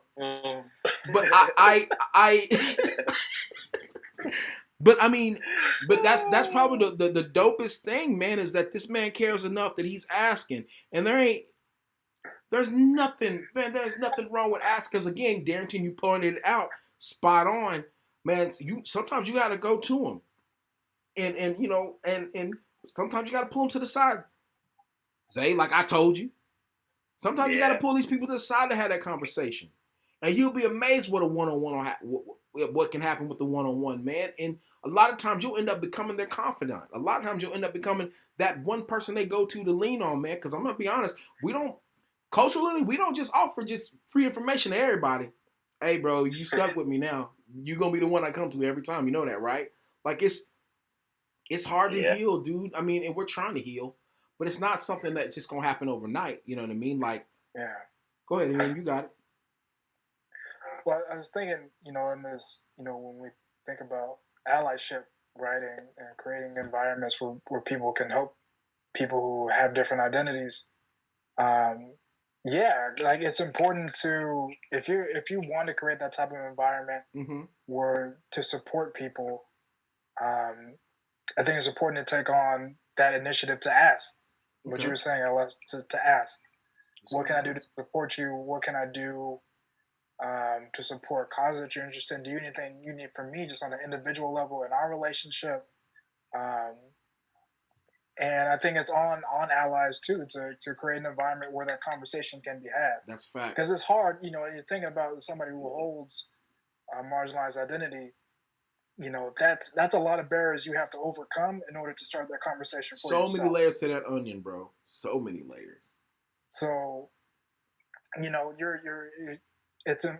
it's important in that conversation for, speaking of like the ally side of the view, to recognize that, we're not always going to come to the table and assume that you even want to have this conversation, because we've had so many experiences where that conversation is not safe to have. It is muted. And that conversation gets you in trouble. That conversation gets you killed.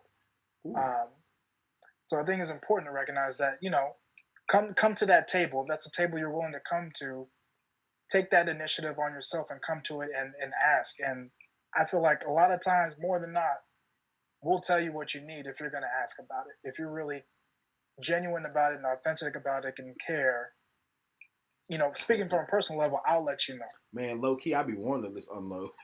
I'm like, hey, listen, man, listen, bro. Almost, hey, man. Okay, I want to shoot this to Ty, because I do want to talk about that's diversity. And again, you guys had the questions front loaded, so you already kind of had an idea, about hopefully what you were gonna, kind of how you're gonna approach the answer, whatever. But so often we see right now, and again, I'm gonna touch on it because I don't really care. Like you'll see a lot of diversity that sometimes it's it just naturally happens. Sometimes it's forced. I mean, listen, man. You know what I mean? Sometimes you have that affirmative action.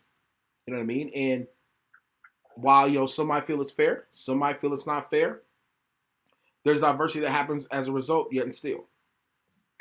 Within this diversity, it's always seeming, at least on our end, from my eyes, I'm like, all right, this is very, very much one-sided. This is very, very much, we'll say, all white. There's no diversity in this panel. We need to add, let's put some black people, let's put maybe some Asian, let's add some Hispanic, let's add, as much diversity to give different views in order to accomplish the greater good. That's all right, that's a bet. But how? And why not, I should say? Why is it not that way on this end? Why do we not invite more diversity into this end? Again, this is a question that I'm asking. I'm not trying to start anything. I mean, this goes back to what you were saying about being selfish. I mean, that's why we're not inviting anybody else in. I mean, we got our own shit to deal with on a daily basis. We got our own shit to deal with. So you sound like your mama. All right, man. Listen, I don't want to hear all that. I got my own shit to deal with. I mean, but it's true, and it's not necessarily a bad thing, because it's a way that, being selfish is a way that you protect your energy. But you're right. It doesn't happen often that we invite other people of other races, because we feel that they don't know what we got going on. No. They have no idea what we got going on. But if we don't educate them, and that's what's been happening for the last couple of days. Right. We've been educating them, and people are reaching out. And they're like, I had no idea that you dealt with this. So, I mean, yeah, we should definitely get away from being selfish and reaching out to these people, reaching out to other black people, reaching out to, white people. Oh yeah, everyone, reaching out to everyone and bringing them into these conversations so they are aware and so that we can have these dialogues and hopefully one of these days, it might not be while we're still alive, but hopefully there's change down the road. Come on, then. And that's hopefully the thing. Hey, listen, that boy hit it. At least in my ears, I heard you hit it. This change might not happen in our lifetime, but it's gonna happen. It's gonna happen. It's gotta happen. Like I shared on my story.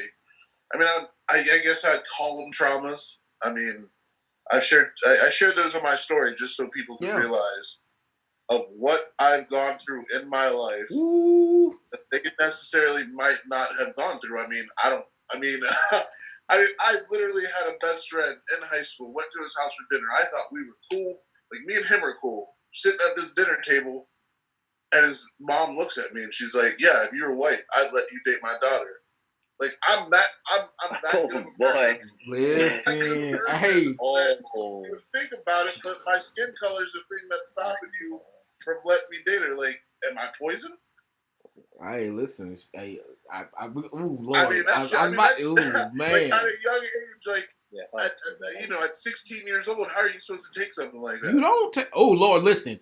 I don't want any more stories. I don't know. Stop. I don't want any more stories. We're gonna do those at the end once we get done with this last the last one. We got a couple more, but we are gonna tell. We'll all give our because everybody got a story. Everybody got at least one. The next thing I want to talk because that diversity, man, that diversity is huge, man. But if we're gonna make it, we can't do it by ourselves.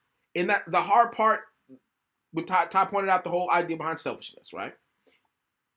We don't want anybody else to come in. But you didn't let us in before. Why would you let us in? Why would we let you in? But it just honestly, man, it's about being bigger, better, smarter, and not repeating the same mistakes that were done before. Diversity is going to be key on every single level. It has to be all hands on deck, and all the hands can't be black. They can't be. On top of that, we have to be willing to accept each other's failures and flaws in the process. Because ain't none of us going to be perfect. And none of us is going to be, Snow White coming out of this. We already know that. So, I mean, in that, we obviously have to hold each other to a higher standard, but at the same time, understand that we are all human. We all fall short, and we got to make it to that next level, but we got to do that together. We fight so much amongst ourselves sometimes that shit, man. If I was the other side, I wouldn't want to come over anyway. And I don't know about that, bro. Like it's just cut up. Yeah, man. So like, diversity is such a key thing. I mean, it doesn't necessarily have to just be diverse in terms of the skin color, but diversity in terms of your culture, diversity in terms of the way you think, diversity in terms of what you accept, your sexual preference, your way of life. Because again, bro, we are very, very good about putting that wall up. Nah, we good. No new friends. We good. Knowing damn well we ain't good. We ain't good. We ain't been good for 401 years, my G. We ain't good. What's worked in the past, actually, I mean, I'm not. Some things have worked in the past. A lot of things haven't. So being, I guess, having the ability to check oneself and understanding that while times were different back in the day, times are a bit the same, but new approaches, it's a new era. It requires a new approach on a lot of levels. You're right when you say that, though, because remember I spoke to you earlier about the idea I had of having that diversity. Mm-hmm. And I talked to a couple friends about, hey, man, I feel like it'll be a good idea. Yeah. And if you watch it, don't steal my shit. I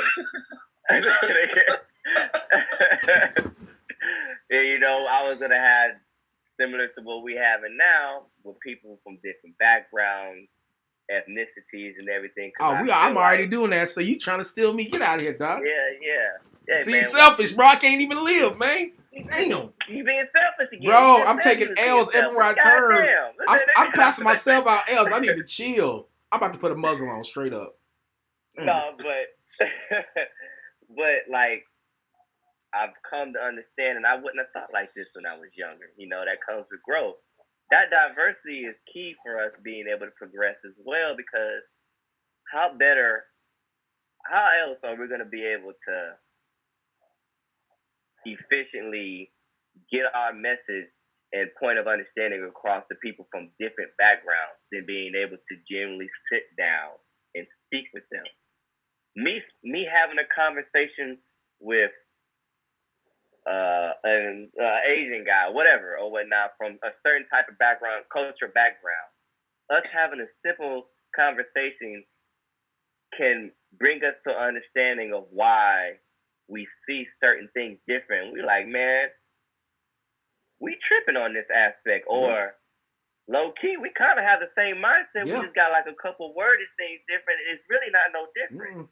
And we can really see things the same. Once we start getting people from different backgrounds to start seeing and looking at things that way, of how we can see certain similarities and stop thinking about, hey, you about 4 shades darker than me. You ain't gonna know what the fuck I'm talking about. Like, you gotta think of it on a different scale of things and whatnot. It's so much further than just the skin tone. You can gain so much without a doubt. From that alone. I'm gonna ask you this, Reggie. Yeah. Policing. How do we police ourselves? How do we hold ourselves accountable to an extent? But I mean, and I'm going to ask you: do you feel there's a difference between policing oneself and holding oneself accountable? Well, I feel like with the situations, we have to like let it be clear to people that we're not trying to, like Darrington said, we're not trying to complain. We're trying to connect. We're trying to connect with you guys, letting you know how we feel. Okay. And because, you know what I'm saying, like what Ian said, some people need more patience. We do have to sometimes, unfortunately, like say what we want to say, but in a way that they will understand, right? We can't always give them that raw, full emotion, right? Like when I first saw all these situations, I couldn't go on social media. I couldn't, like rant how I felt, because they're not ready for that. Like some people are going to take that wrong. So in a way, you're almost policing, not necessarily censoring yourself, but you're policing how your message is conveyed. Yes. So after which, the message is given out. Once the message is given out, you've already policed your message how you want it to have, how you want to give it. Are you then? I'm asking. Are you then allowed to just, because you've done the front end filtering, you've done the front end policing. Is one still to be held accountable for what follows after, or are you allowed to just go straight in? I think you have to kind of gauge the person that you're talking to about it, right? Because and that, like I said, that's a very hard skill. That's asking a lot for some people's personality to kind of evolve like that. Mm-hmm. But like with some people, like they can't handle like the raw, real emotions, right? So you have to kind of know, like, okay, I want to communicate this to this person and connect with them. But I know if I say it like this, they're going to say I'm an extremist. They're going to say I'm too far off the deep end. So let me like find the patience to say it in a way that they understand. And hopefully it's like doses, right? So if you give it to someone in like a small dose, they feel like, okay, I kind of see what Reggie, understands. Then they come back, have that conversation again later. They'll be more willing to understand, okay, Reggie's showing a little bit more anger, but I get it now. Whereas if you just came immediately to somebody like just like instant first reaction, they'll be like, whoa, this is too much, bro. I'm not even da-da-da, you know what I'm saying? Yeah. So that's the way I see it. To gauge the person, give it to them in doses, and to understand the big thing. We're trying to connect, not complain. And that's kind of what I want to hold. Like, I'm going to hold that topic when we talk about Black women, because unfortunately, the first thing that people always say about Black women is like, they're always complaining. Yeah. No, they're just trying to connect. But since y'all put them in the fucking bottom, absolute bottom, it's a lot of just like anger and frustration and pent, and like just all that raging in there. So yeah. We actually we're gonna fly right into it, man. Yeah, black women are champions, man. It's. I mean, I wrote a little something on it. You know what I'm saying? I've always felt that way about it. You know what I'm saying? But again, it's always one of those things where like you get stuck on your own shit. You get stuck, feeling yourself. You get on some selfish tip, and don't get me wrong, man. It's nice over the last week or two to something like, hey, man, the black man is so valuable. The black man is so valuable. They're dying and they're being killed and everything. And meanwhile, just as many black women are killed, just as many black women are harassed, just as many black women are made a statistic. But somehow, like Reggie said, they're pushed to the bottom, bro. And I think, I don't know, man. I got hit with this wave of guilt, man, because I realized that I was really making it more about me and us as men, and I completely forgot that what we grew through. And this, I'm gonna what we go through as black men. There's a 10 out of 10 probability there's a black woman that is involved with you, with your life, that feels the exact same thing, at least tenfold. It could be a mother, it could be a sister, it could be a girl, it could be wife. But as I fear for my life, I'm not lying to you, man. I never took the time to think about, bro, if I feel for my life, I can't imagine how my mama feels right now. I can't imagine how my sister feels right now. I couldn't imagine how my aunts and my grandmama would feel right now, worried about my life. I'm gonna get stopped, and while it may be the most amazing officer ever, I'm still gonna text mom, "Hey, mama, I got stopped. Just pray for me." And no joke, every time that's ever happened, she's, "Oh Lord Jesus." That was always the response. "Oh Lord Jesus." I honestly, I don't know that we, even as, don't get me wrong, man. Love my black queens, and I know that we love our black women, bro. But I don't know that we hold them, we exalt them, we overall treat them the way that we expect as black men to be treated. And now, I have to say it straight up: mamas are the exceptions. Mamas are the exception. Girlfriends, exception. Sisters, exception. In immediate loves, immediate portions of the heart, they're an exception. Because, if you have any sense in your brain, you're going to treat them as well as you can treat them. But it's that random sister that I see on the street.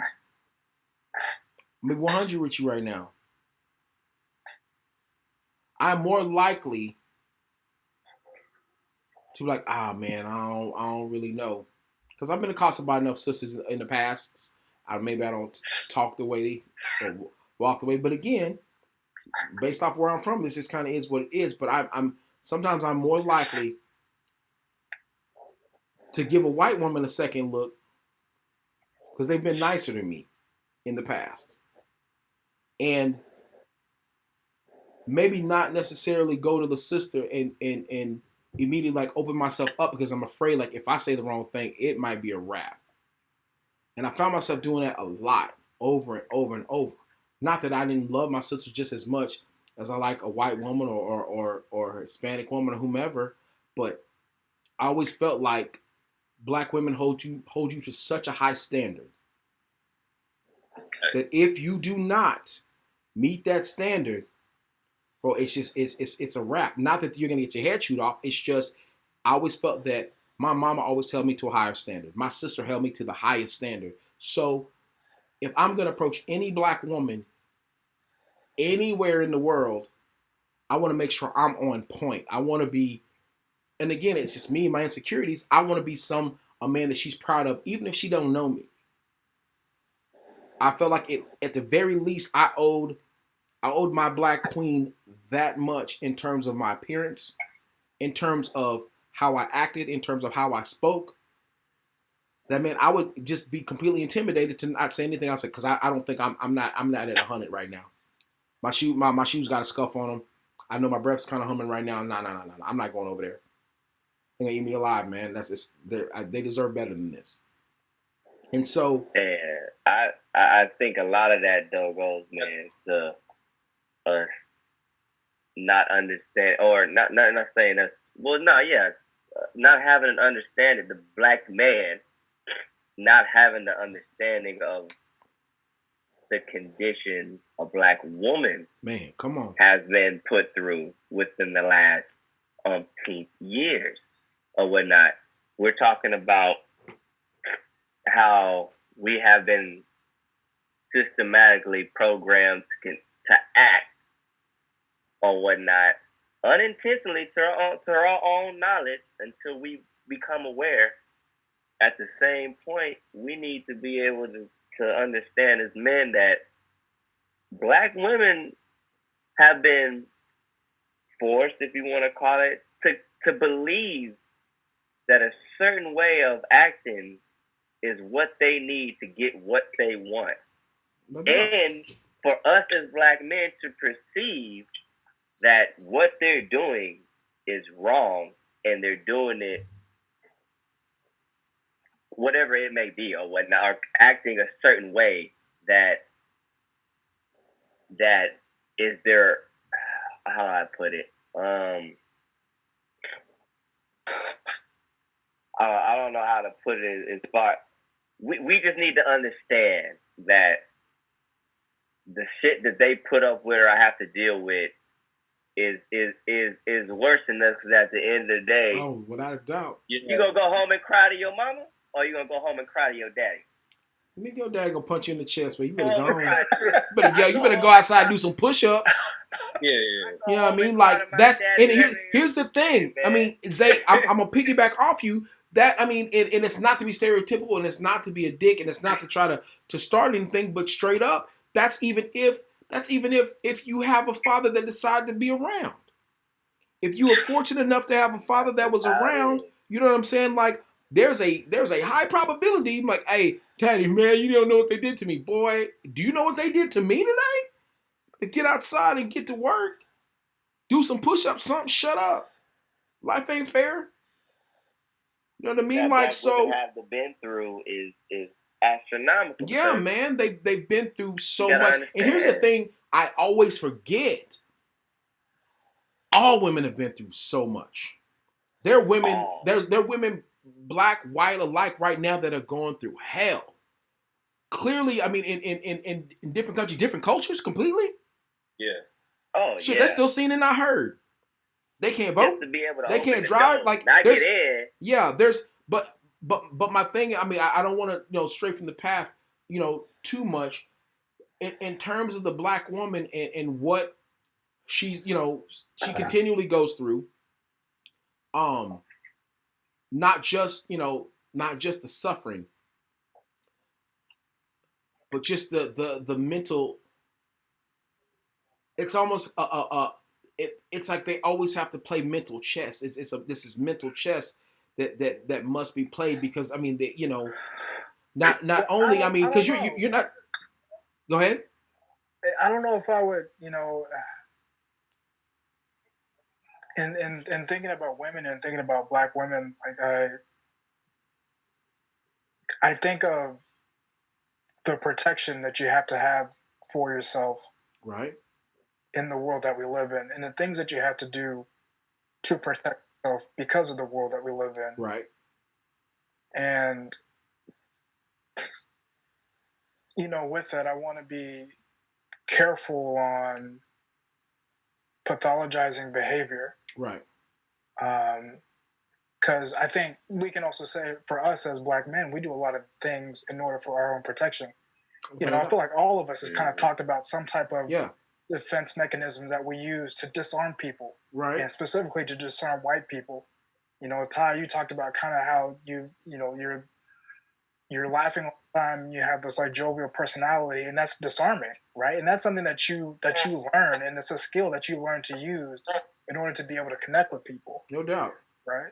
And I feel like all of us have kind of spoken to some level of stoicism that I learned my stoicism was ingrained in me from my father at a very young age to keep everything in this narrow window of expression of emotion right. in order to keep myself safe.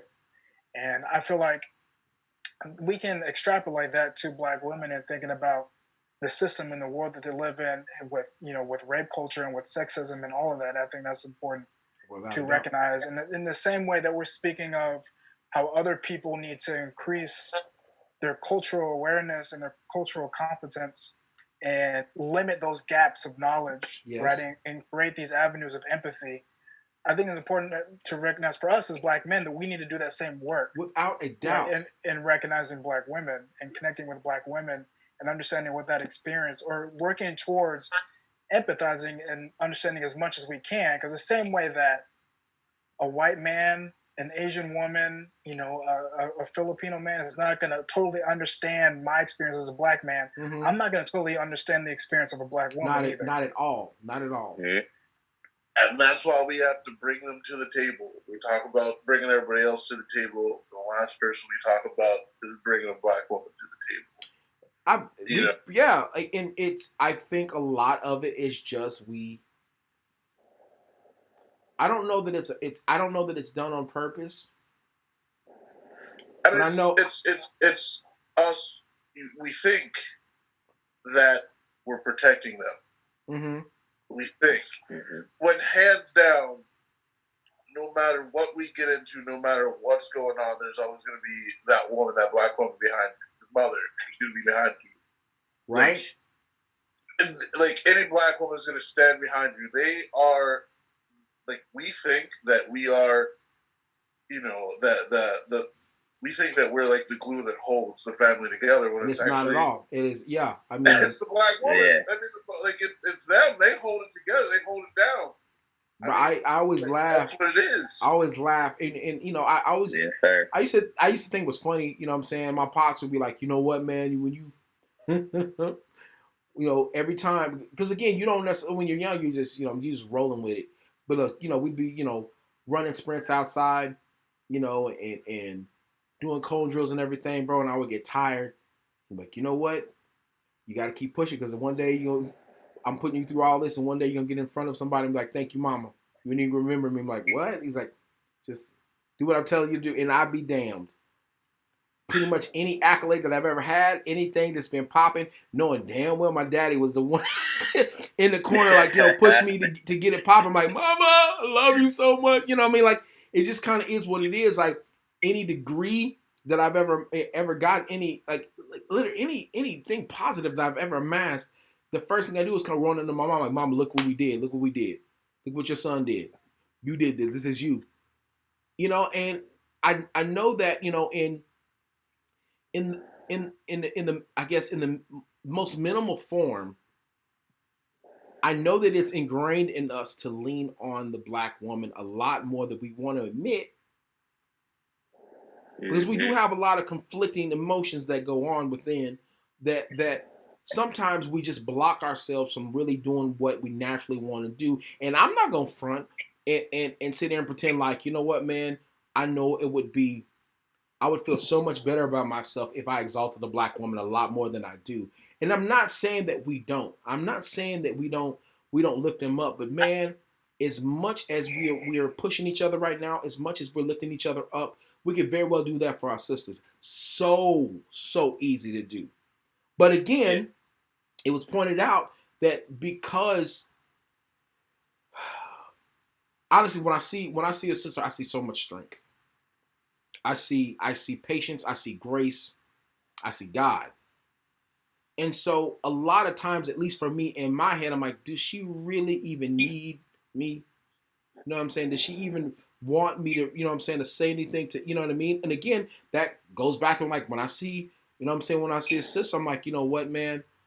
I just don't know if I can walk up and say anything, because I feel like what I'm doing may not be good enough. And again, that's just me and my own insecurities. But I don't necessarily, it's not that I don't feel like I should have my best foot forward for any other woman of any other culture. It's just when I see a black woman, I see my mother, I see my sister, I see my grandmother, I see my aunts. And so for me personally, I just see that the man I am presently may not just be good enough just yet to approach my mother, to approach my sister. You know what I'm saying? Because again, I don't just see a black woman. I see the black women I know. And I mean, and I've always been that way. I don't know that's ever going to change in terms of how I view black women. You know what I'm saying? So then I know that may be why I feel so guilty at times not lifting up black women like I know that I should. Like I know that we should. You know what I mean? Like I don't, I feel bad. I feel bad saying it. I almost feel like when we're around the table, when we're around the family, I feel like that's when the black woman gets exalted a bit more. Behind some grits, behind a turkey, behind some food, behind breakfast. You know what I'm saying? And it shouldn't. Don't get me wrong. That's dope and everything. But I mean, at what point should a black woman? I mean, women in general, but should a black woman ever feel like, you know what, this is when they love me the most, when I cook for them? Because that seems to be when all the family comes home.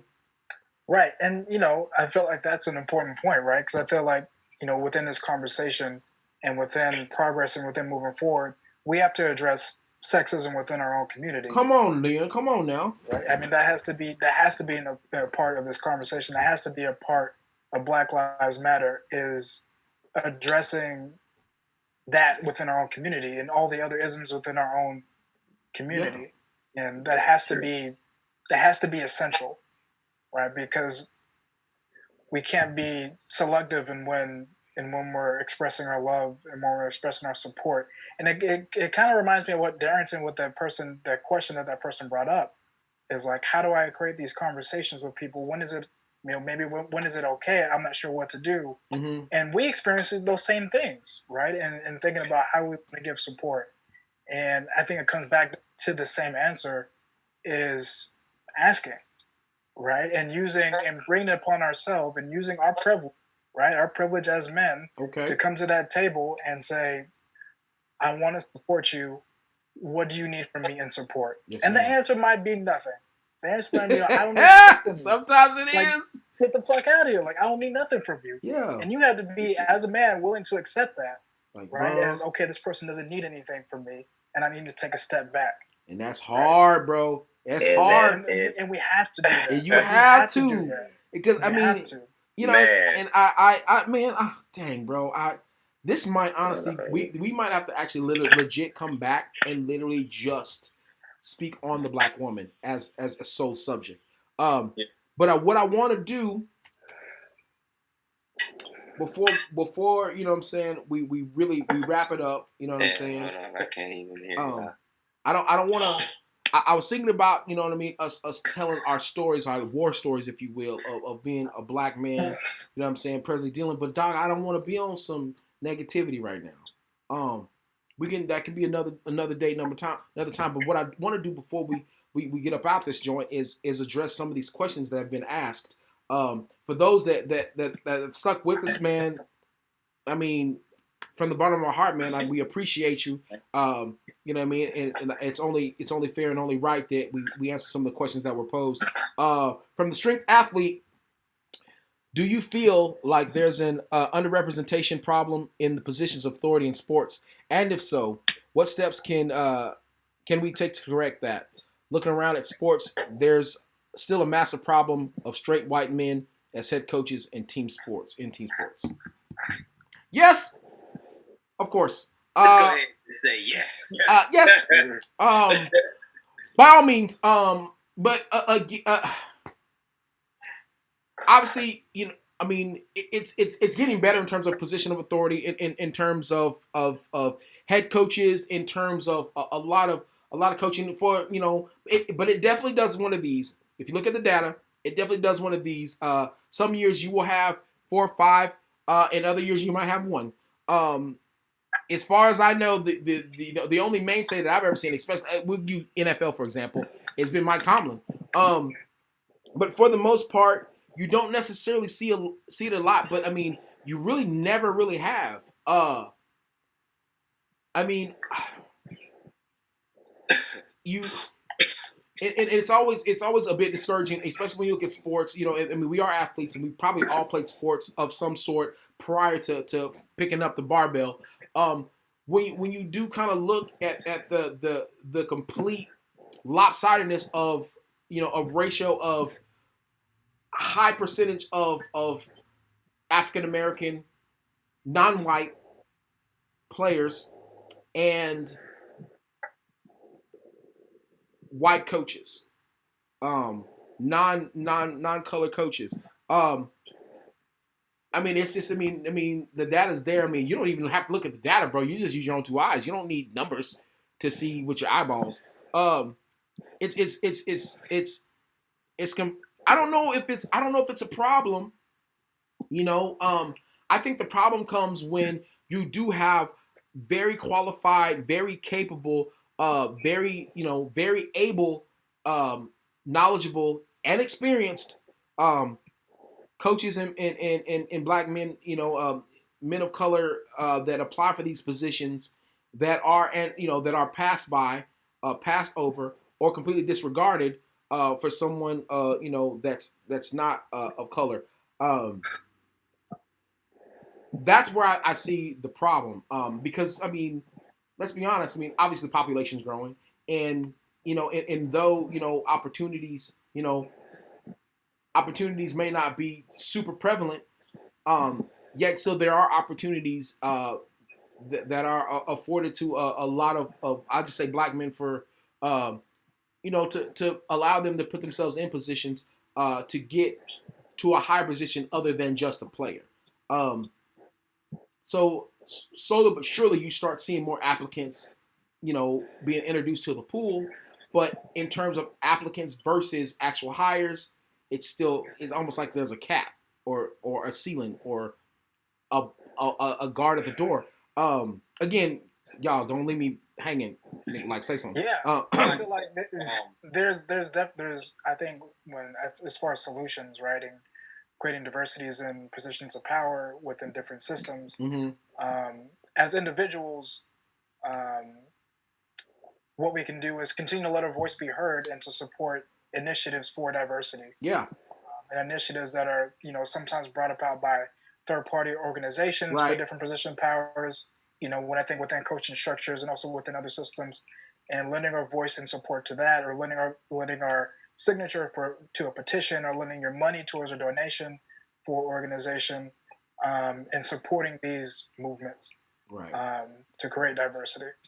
Yeah, and to piggyback off that with like a lot of the sports things, let's like for instance the NFL, it's actually been a topic of lately of how they've changed some things to bring diversity into people of the in the coaching position or whatnot, and head coaching to be exact or whatnot. But what people fail to realize is like, yeah, we want to create that diversity and opportunity on that level, but just like everything else that we try to bring a certain level of diversity to, you have to start from the bottom.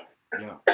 Those coaches they're not gonna give the opportunity to black individuals for head coaching things unless they see something from the collegiate level. Is there any kind of rule or anything that's put from the collegiate level? No. The mass majority of players in the NFL, we all know are African American. We know that. They're black. Who's going to identify better with them and understand them more and be able to relate to them on the level of being just a human being, man, and a black individual? I mean, yeah, I definitely feel like they're black. Yeah. I mean, I feel that, but then for me, the problem that I start having is, I mean, obviously, I want a coach that's on point. I don't care if you're black, white. I don't care. I want my coach to be on point because we're talking about sports. We're talking about winning. Odds are, if you're a professional athlete, that's your bread and butter.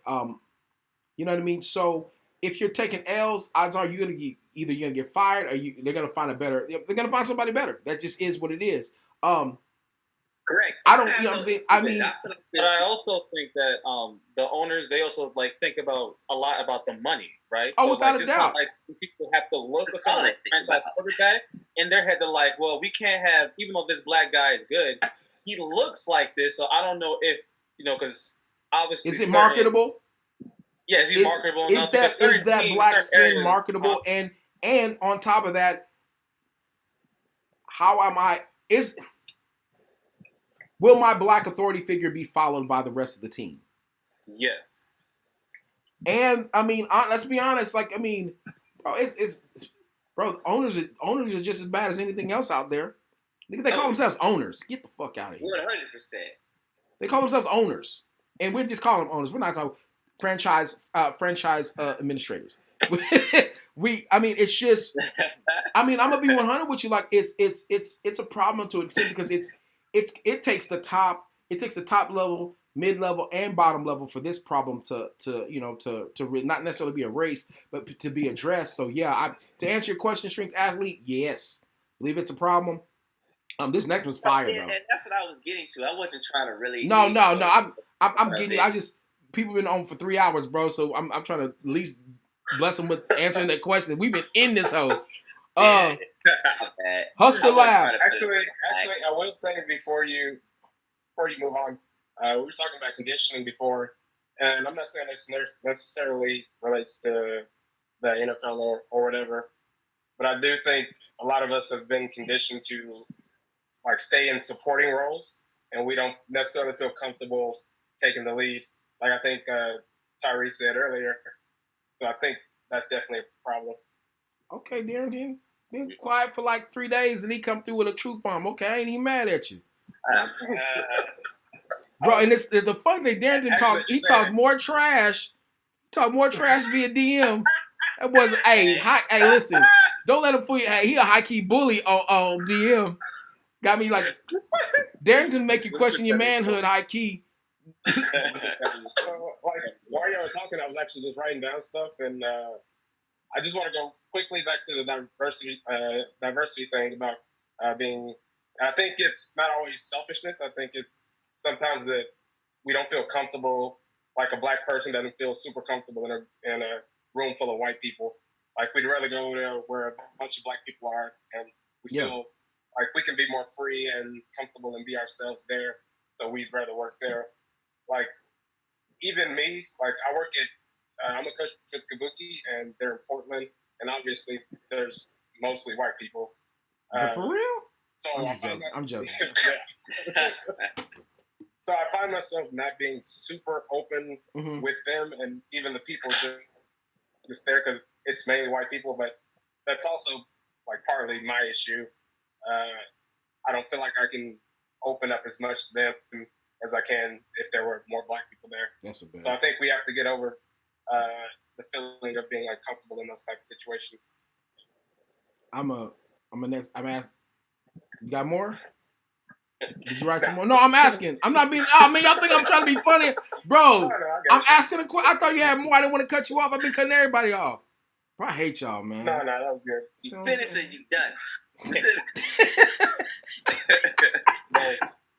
Okay, Husker Lab. Is that Husker Slab? My bad. I messed up your handle. In your view, is this an episode that has an epilogue in the form of a trial and conviction, or a movement that won't lose momentum from here on out? Is the nation gonna overlay its short attention span on this, or is the official posture from which we will be no retreat? Oh Lord, okay. So, is this just a splash in a bucket? Is this bad boy gonna lose? Are we gonna lose momentum? Are we gonna keep pushing through? Let Ty get to Ty. Hey, look, Ty said something. Ty ready.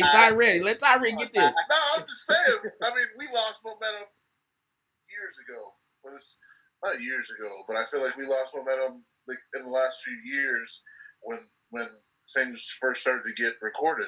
Okay. You know, and put out on Front Street. Okay. We lost momentum. With like Eric Gardner, we saw him die on the street. In Okay. the same manner. We lost momentum, but now you've seen that map. We got the entire United States protesting. We got other countries protesting. And I'm with that. I mean, if we lose momentum now, that's on us. Bro, we got the world right now. The world is trying to move. And I'm being honest, dude, like, to allow, it's not even, it is momentum, but it's different, dude. It feels different. You know what I'm saying? At least, because our momentum was pushed. I feel like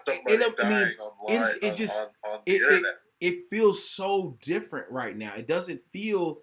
To me, it doesn't even feel like momentum. I'm like, bro, is this is life right now? At least for me, I feel like this is a part of life right now. Like, bro, I never thought in a million years like that. You know that I would see people in, like, you know, New Zealand standing up, Kiwi standing up. You know what I mean? Seeing, you know, French standing up. You know, I mean, UK. It's like it's worldwide. I mean, these are some places historically that don't rock with black folks. You know what I mean? And Boise City, man. You know what I'm saying? Like, Boise City, Idaho. Bruh, New Braunfels, Texas. I'm like, hold on, dude. Like, this is at the very least, when I was talking to Danny Lear from Captain Kilo, shout out Danny, I remember saying this is an unprecedented level of support that I've never in my old lifetime. I mean, I'm the old head. Listen, I always hope and I always, you know, pray that not necessarily a day like this would come, but a moment in time would come when we would have an opportunity to really have a chance, not necessarily to even the playing field, but rather have a chance for the world to see that we are all the same people. And bro, we're sitting in a position where, bro, what if this is it? You know what I'm saying? Like we keep, man, tomorrow will be better, tomorrow be better, tomorrow be better. Bro, tomorrow is today. Like, this window of opportunity feels bigger. So much bigger. It feels bigger, and it feels, you know, Ellis, what you're speaking to, like, it feels real. Right? Like, I feel like I have more hope and I feel more authenticity from non-black people than I have before with Sandra Bland and with Eric Garner, with Trayvon Martin, and all these other instances that have occurred just in my short, you know, lifetime. Yeah, man. I think because of that, it makes me hopeful that this is not just the flash in the pan. This is not just a burst of energy. That this has a larger potential to be revolutionary. Continued pressure, continued revolutionary acts. Yes. Continued movement towards actual effectual change. Okay. In policy, and a change to how we think about this in general as humans, right? Because I feel like you know I'm reminded of, you know, the civil rights protests and the history that I've learned about that, and pictures that I've seen about that, and all of those protests and the pictures I've seen in the Million Man March. It's not just black people out there; it's everybody. Man, it is everybody. It is everyone, and we need that, right? And thinking about change, we need everybody, because with Black lives, with women, with trans lives, with queer lives, it's about all of us. The collective. It's about humans. So a fight for Black lives is a fight for human lives. Bro, that feels different about what's happening right now. And again, I'll take it back to diversity. The diversity that's within this wave, because it's a tsunami, if you will. The diversity within this wave is such that, I mean, every color, every culture, every orientation, every walk of life is out on the front lines, man. It's not just black people pissed off in Ferguson. You know what I'm saying? It's not just black people getting pissed off, burning stuff, looting, and going nuts. That's the crazy thing. Like, it's not just the melanin skin. It is everyone out there. It is everyone, like, you know, stepping up to play. I've seen more posts, you know, more interaction, more fights from people far lighter than us than I have from people that look like us. And man, and it bro, I have to turn. It's not even that I stopped looking at social media to get away from negativity, bro. Sometimes I gotta quit looking at social media because I'm in constant tears. Like, bro, this really is happening. I never thought I would ever see this in my lifetime happening. This diversity amongst obviously amongst us all, it's really serving as part of the catalyst for the change happening the way that it is happening. So like we definitely can't look past that. So yeah, to answer that question, I believe with all my heart that this is the beginnings of change. You know what I mean? And if I know that with you, you five other gentlemen, I know that, I mean, if it's within our power to keep this going, we're definitely gonna keep it going. Gum, dude. I do think we're gonna keep going. I think people just have a level of confidence after seeing exactly how big it became. Yeah, man. Definitely strength in numbers. We have more faith in. We feel more assured. Yeah. After seeing, we're like, damn, like we're really seeing all these people really come out there. Yeah, man. Like you look over your shoulder, you see another person. Yeah. I feel good about it because I see so much more. I feel like y'all are just as mad as us. Y'all hit the threshold that we hit. Oh, y'all, we got one. We got one. We got a good one, dude. Okay, Mega Be Fit asked this question, Joe. This is fire. I have a question then. Do you guys have any lessons that you remember from elementary school that really stuck out to you that you think elementary teachers should be doing to help younger kiddos understand the world better? Come through with the education of the young stars. Do you have a lesson? Yes. This is okay, because I grew up in an elementary school with like primarily all black people. So like when I was younger, I didn't feel that like, that racism, that separation. I felt like, just like love, because it was like primarily, it was a private school, but it was like primarily, black students, and the teachers like acted accordingly. So yeah, but that's a good question. I love Reggie, bro. I can tell you right now, it's taking me longer than 20 seconds to think of one, so I'm gonna say no. And I'm just go off that. I'm gonna go. I can say no from kindergarten. And the only reason why I can say that is because I don't think I took anything. Elementary school, I'm gonna say from kindergarten, but first grade, the difference is I had a black first grade teacher, and I felt like I got a little bit more from her. I remember stuff distinctively of how she handled me. Yeah. And talked to me, and I felt like I did shit hit different when she said it. Well, maybe, but so would you say the lesson would be, the identifiability. You were able to identify. It's what I see at home as a child and what I can relate to. Okay. Hey, you look like Bob. Yeah, I feel that. It was relatability for sure. I mean, I feel like, a child's a child, but a child is still a human being. They still have feelings. They still have, they're still very perceptive. You know what I mean? So to have a teacher that's able to be relatable, that can relate. So yeah, I definitely feel like that's something that I feel elementary teachers should definitely be doing to help the younger kids, is really helping them. What do you cut elementary school off at though? Bro, shit, I don't know. I mean, I'm fifth grade. Fifth grade. Yeah, because you hit middle school at 6. I will say that, I mean, my first couple years of elementary, I used to go like to a daycare, and I remember very, very distinctly, because I again, my town was, it was a few blacks here and there, but it was mostly white, and then there were a few Hispanic. It's Texas. That's pretty much going to be your major demographic. It's pretty much going to be in that order, actually. So the biggest thing that I do remember was we would always sing Jesus loves the little children of the world. Red and yellow, black and white, they're all precious in his sight. Doc, and I don't know. No, I know it sounds hilarious, but Dude, I'm not joking. That the fact that I'm this old, this late in my life, like I'm about to die tomorrow.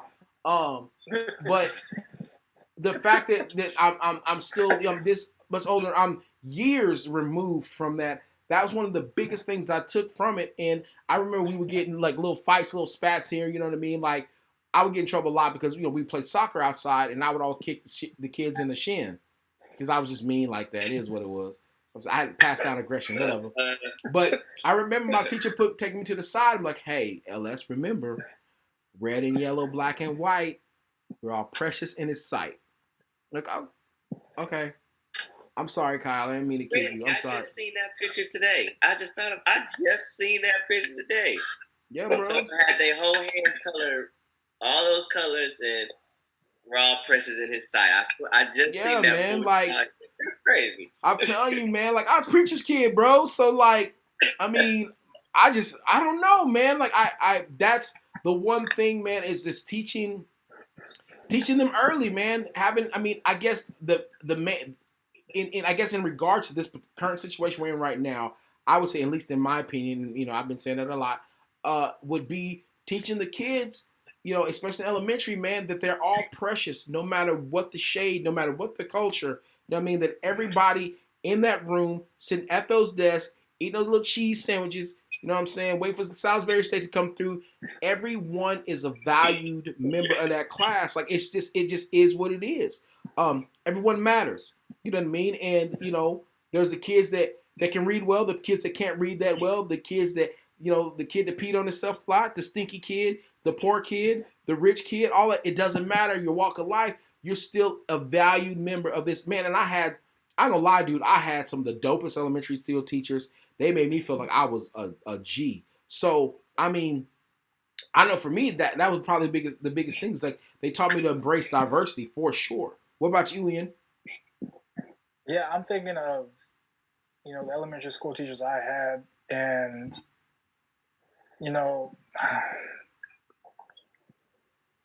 kind of what you brought up, X, is like I've had my fair experience of racism. My first experience of racism and discrimination was in third grade in elementary school. Ooh. And like that's the first one I can remember, and it's so distinct in my memory. And so I answer this question in the context that also want to highlight that a lot of the discrimination, racism that we have experienced, I'm just going to make it a big assumption here, has been within the school system and been within our peers within school, and it's from teachers. With that, I will also want to say I've had a lot of great teachers, and most of the teachers I've had throughout school have been white. And a lot of those positive experiences that I've had, it's been when teachers are checking up on me to make sure I'm okay, to make sure my needs are being met. And if they notice something is off, is spending some individual one-on-one time with me to make sure that I'm okay, and instilling me with the belief that I can accomplish things and I can be successful and I can do things, and I deserve to believe in myself. Right. And I feel like as a kid, like that's what I remember as a kid, the teachers instilling within me that I can do anything. I can do whatever the fuck I want to be, as long as I put effort in and stay engaged. And I deserve to do that for myself. Oh. And I think thinking from an adult, right, thinking from a teacher's perspective, I think in teaching, right, especially with the school system, it is important to keep in mind the identities of the kids that you're teaching and how that plays a role in their behaviors in the classroom and plays a role in their academic success. And keeping that in mind and using that to inform and empower, how you teach. And empower. And I think this is one thing that we did forget on that kind of just hit me after LS was speaking about how his schooling was. We sit here and forget that when we talk to certain people as adults on the adult level or whatnot, we also have to take into account of their demographic is coming up. Me being myself, I'm a military brat. I'm from Killeen, Texas. Okay. It's a culture pot. I grew up in extremely diverse settings. People from all over the world coming from the military and whatnot, all kinds of different cultural backgrounds. So I'm used to being around different types of people and adapting, sort of. But some people don't have that luxury. And that doesn't pop into our brain when we sit there and try to expect them to think differently or understand where we're coming from. And I also recant my statement as like about first grade. I would have to say second and third. There's a teacher specifically that I remember getting a lot of things of just how to be a decent human being and how to act right from wrong. That's right. You better pump fake, punk. You better pump fake. You better give her props. Tuck ruling, man. I'm pulling it back, man. Look, I remember distinctively, and I had a relationship beyond and friendship beyond that with them because my parents recognized that person was important to you, doing a little bit more in teaching me a certain way. I had the same teachers second and third grade. Oh, I got another question. Oh Lord, that's it. Ooh, Lord. Well, I mean, it's not even that. It's like, just wondering if y'all ask any Black female lifters to be a part of this conversation and speak on their experiences. Nope. We will. That was plan 2. Well, that was the next plan. I mean, this is the first episode. You know what I'm saying? And I mean, no, I mean, I'm not hating, but I mean, I wanted to, I wanted the first one to be the men that I actually discussed with this the most, so that we have a foundation to build from. Because I can't wait. I mean, I have, I'm a fool with it. I have a list about 30, and but I know that. So. I mean, we are like, as soon as she starts talking, we ain't gonna say nothing. Like, for real. And then what? You know what I mean? Like that's how I am. You know what I mean? So you would have not. I mean, if honestly this first episode, I don't know that we would have even spoke if once Black females started talking. I promise you. We probably just all been like, attention, yes. No, keep speaking. I'm still listening. Like, so, at least, starting this first one, this is literally going to be the nucleus of it, and then we're actually going to keep building from here. No, that's not one. That's not even bro, that's. Why you skip over that like that? Nah. No, but it wasn't a question. It wasn't a question. Okay. But there is one. It's from Hitting Dingers. Hit Dingers.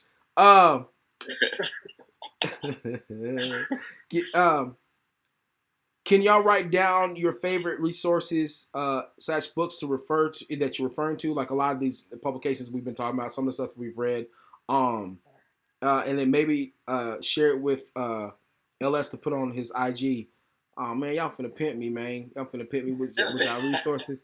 Yeah, man. You know what? I think that we can definitely do that. If nothing else, because X actually is recording this, so when I do put be recording this, huh, bro? It's already. I hate you, bro. I'm already recording it anyway, dog. You can't be trusted. But when we replay this, if they have any links, if we have any links or any books that we've read that we'd like to share with you guys, for sure, I'll probably put it in the description. I might just put it along the side of the thing, whatever, because I'm that lazy. But yeah, for sure, we'll definitely try to hit you with that. As far as the questions, we're done. 3 hours and 15 minutes in this conversation, as not necessarily been completed, but we accomplished in terms of going down that list of questions, what we want to do, plus some. Like I said, I didn't really want to like have us tell our war stories or horror stories, because I mean we can do that all day. I want to keep it light. I want to keep it positive, and I want it. It's easy to look back, you know what I'm saying? But right now we're trying to build toward the future, you know what I'm saying? And I mean, if we are going to look back, I mean, it's just my opinion. If I am going to be looking back, it is to pull the positive from my history in order to use that as a foundation for me to build for the future.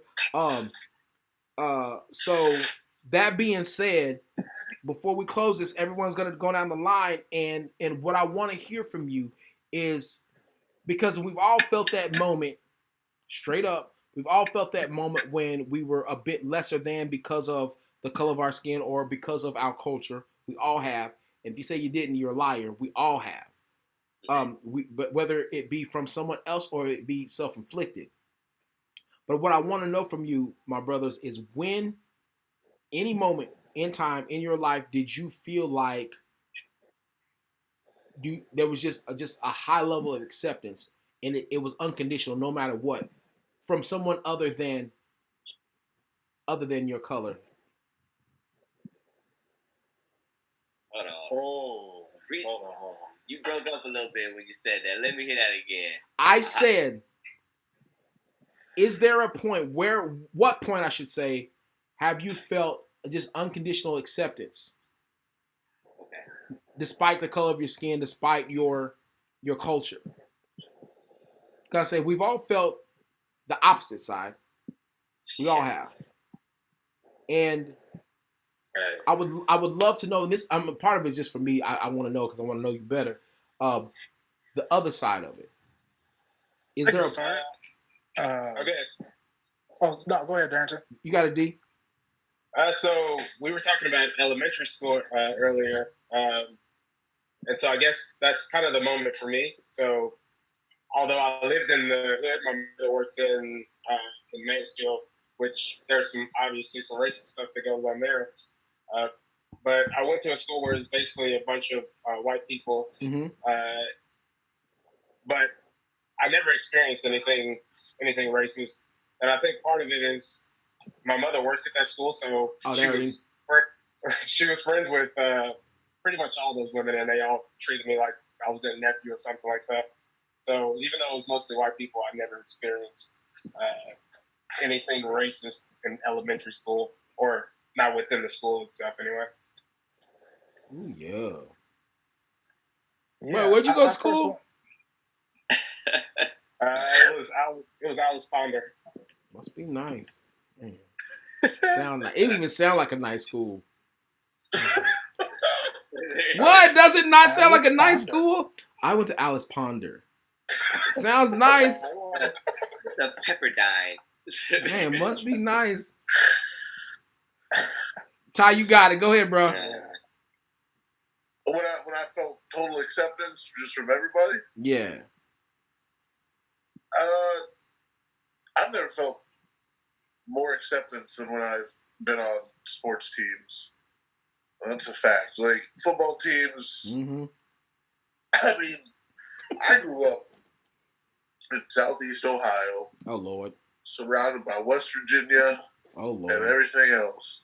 Outside of my town, you went outside of my town, you get called the N-word just stepping into a store. All right? But once you got on that football field, you're around going to college, high school, whatever it was. Like it was like a brotherhood. You didn't That's whatever crazy. you were, Yeah. Asian, white, black, you were there for one reason. But like I said, yeah, especially in college. I got to college and it was just, you meet a whole bunch of people you've never met before, and you would figure there'd be some like hatred or whatever, Mm-hmm. but you're in that locker room and it's just you just chill. Oh my God, dude, locker room. But you learn so much in terms of just diversity and just bonding in a locker room. Practices. Games get heated. But bro, when you're with a team, when you're with the team, and I think a lot of it just with sports, just how sports is because of that. It's almost like that instant reward because man, I don't care his color, I don't care his culture. As soon as he does whatever, he works hard, and you can tell by the results. You get immediate results, and you learn to trust a person. It doesn't necessarily have to be a starter. You don't have to be like this balling ass player, but people recognize hard work, and it's such a tangible and seeable thing when you see somebody working hard. And when you're suffering alongside another person, it's so much easier to identify because you're both in pain, you're both sweating, you're both, you know what I'm saying, you're both hating life at that particular point in time. And when you're suffering together, you know what I'm saying, and you're breaking bread together on a daily basis, and then you get to the ultimate goal, of course, is going to the game, and all of that hard work that you did side by side, all that time that you spent with each other pays off, and you get that dub, you sharing that dub. Everyone has a part of that. and it's so much easier to bond because of that initial suffering. You know what I mean? That's why I feel like this is gonna work. That's why I feel like this is different than other waves, so to speak. Because people are out there suffering, bro, willingly putting themselves on the line, and it seems so much different than it's ever been, because it's not just a bunch of black folks lined up with their fists in the air. It's not a bunch of white people just picketing with, you know what I'm saying, with some signs up. It's not just Hispanic people saying, no, we got you. It's not Asian people like, nah, man, that's wrong. It is everybody. And what's happening, at least I've seen in turn, has been, you know what, you feel us, brown people, you know what, we feel you too. We know you guys have gone through similar stuff. Like, you know what? We understand. You know what I mean? Had it not been for a few bills signed here, a few immigration acts here and there, that it's a possibility that we wouldn't have our Asian brothers and sisters even in this country. So we feel you too, because you feel like it just seems like it's so different, because there's more hands on deck, but we still can have more. You know what I'm saying? And it's crazy, because when people are getting pissed off, it's not just black people getting pissed off. It's white people getting pissed off. It's people of all different races, in cultures, and I mean, walks of life. Everyone's getting pissed off. I mean, and the part that really, I've seen a couple of I want to say, just memes and accounts and all this stuff that really, really kind of, while they joked around about it, it really kind of like made me think, like, I know this is Pride Month. You know what I mean? But there's not just pride in one's orientation, but there's pride in one's culture. And it just seems like it's so different. So I mean, I think it's dope, man. I'm so glad that you mentioned that, Ty, because like I never, honestly, man, I would never even thought about that, about being on the sport team, dude. Like that's huge. That's huge. My bad. X, was it you? Was you next? I don't even know, bro. Ty got me in my face. I don't know. You got it. Ty got me. I mean, my thing, crazily enough or whatnot, is probably, man, when I started powerlifting. Honestly, I feel you. I didn't start until my junior year in college. I'm at Sam Houston. We had all kinds of people on our team. Mm-hmm. It was a big melting pot. And then I go to my first meet. I'm like, oh, shit. What the people I can relate to at? Oh, shit. Man, who this dude, this bald head dude, this lip ring in? He black. He cool. LS, that's your name? Man, keep my name out your mouth, bro. High key, and coincidentally, who was the head judge? Ian Bell was the head judge. I'm like, oh, look, this the dude they talking about? I'm like, man. I mean, I feel like that's what I got my diversity. Me and you talked about this earlier, man. Like the people I used to train with, man, from all walks of life, and I feel like everybody was just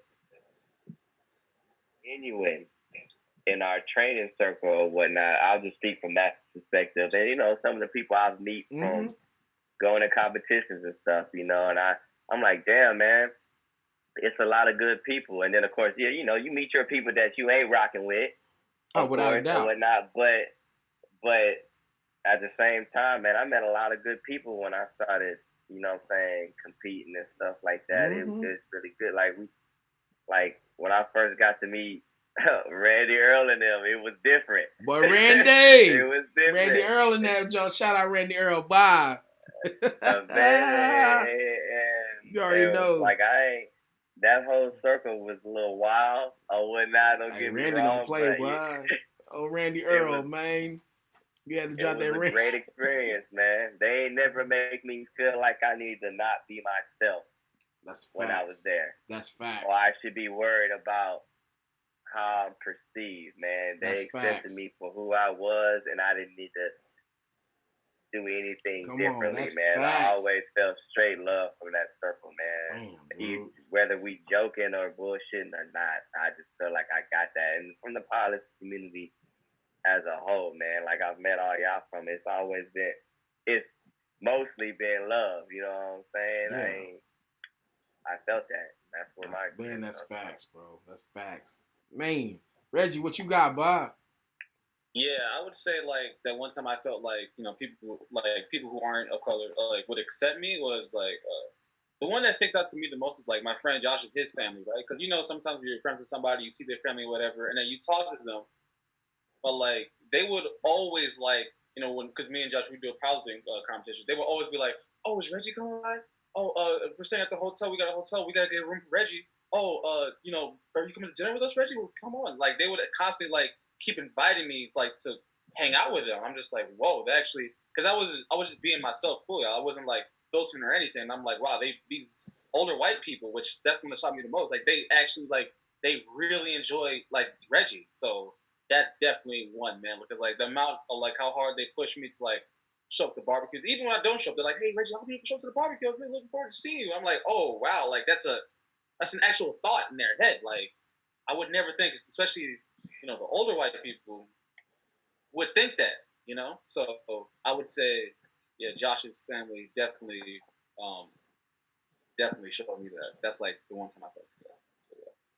And they even keep asking a question about my parents, and they like will remember. That's why I'm like, you remember what I told you about my mom, and keep following up. That's when I knew. I'm like, all right, they actually like care. So yeah. You got it, Ian. Yeah, I mean, before I get into that, I'm kind of stuck on that question that that was brought up about do we ask any black women to be a part of this group? And I just want to name like as a group and the whole responsibility for ourselves that we didn't do that. And I look forward to doing that in the future. Right. And having black women be a part of this conversation and having people of other identities being in a conversation, but want to own that we didn't do that this time. No. But I mean, and again, yeah, I mean, I feel bad saying it, but I mean, it wasn't. Even when we were addressing, black women, we got a comment that y'all missed the mark when discussing black women and actually managing to perpetuate some of the stereotypes we have to deal with. Looking forward to hearing their point of view.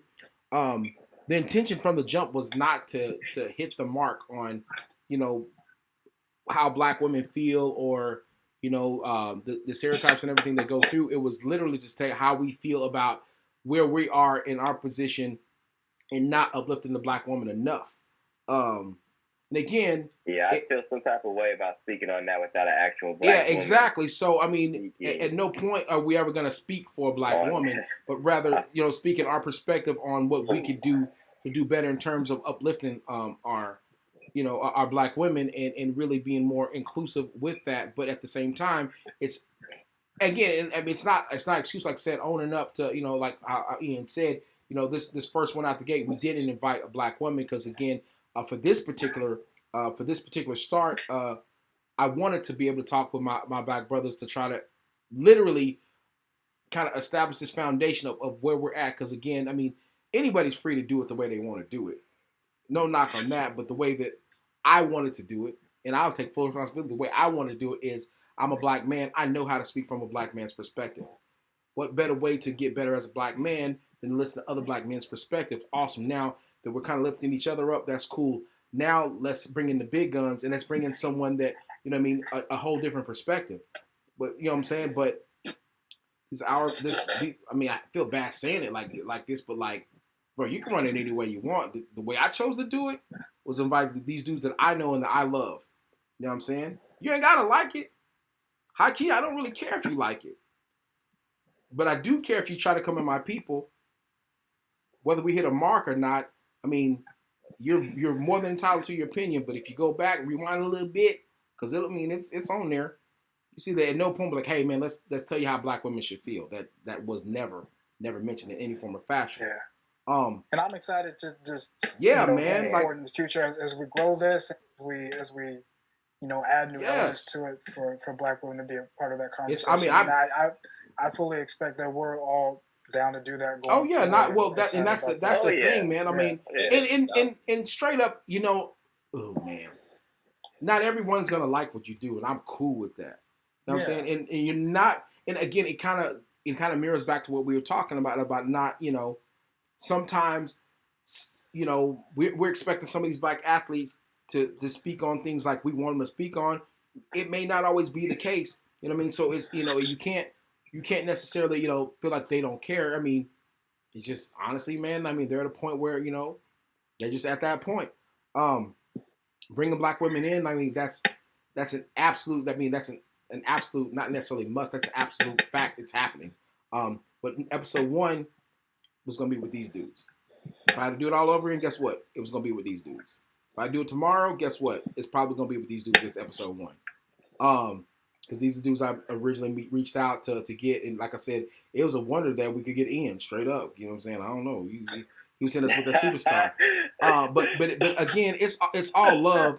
More than anything, it's all love, man. But I mean, in establishing a foundation for anything, I want to make sure that that people understand this is solely from a black male's perspective, and our biggest problem that we feel like we have is that we're not exalting and lifting up the black woman as much as we should.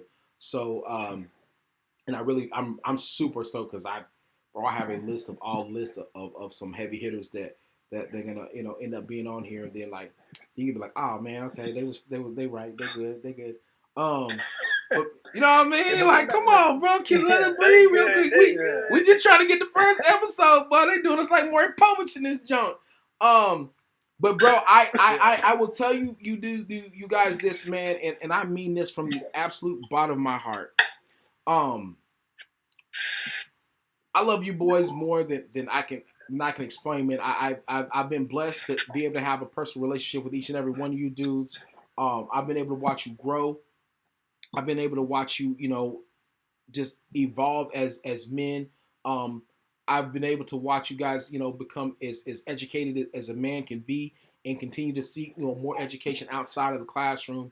And that, for me, what I'm saying, is being the elder statesman, man. That's the part that kind of gives me hope. I mean, and I know I kind of joke around. And I talk about like being older and all that stuff, man. But then, I am a huge data nerd, as a lot of people know, and so I always look at like the actual mortality rates for the black man. You know what I'm saying? And let's be honest, man. If I base it off of that, I'm saying, I'm closer to being on wrapped up than you guys are. So I always look forward to seeing like the next ups, getting ready to hit that next up. But kind of going back to that original question of like when we felt acceptance, it's hard for me to think of systems that I've engaged in that I haven't experienced discrimination in.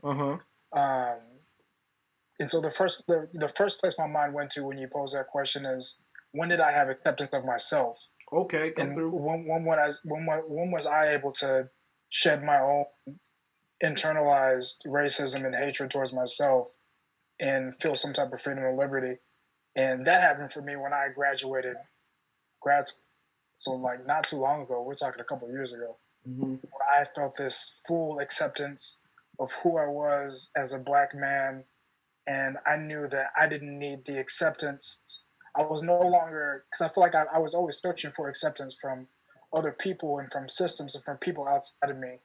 And I felt myself able to shed that a little bit and know that I have this internalized acceptance of myself. And whether you accept me or not is not going to affect my worth and not going to affect the level of acceptance I have for myself.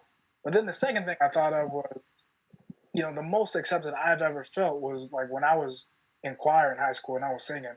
Like that felt like the most inclusive place I've ever been in. And I thought you'd say.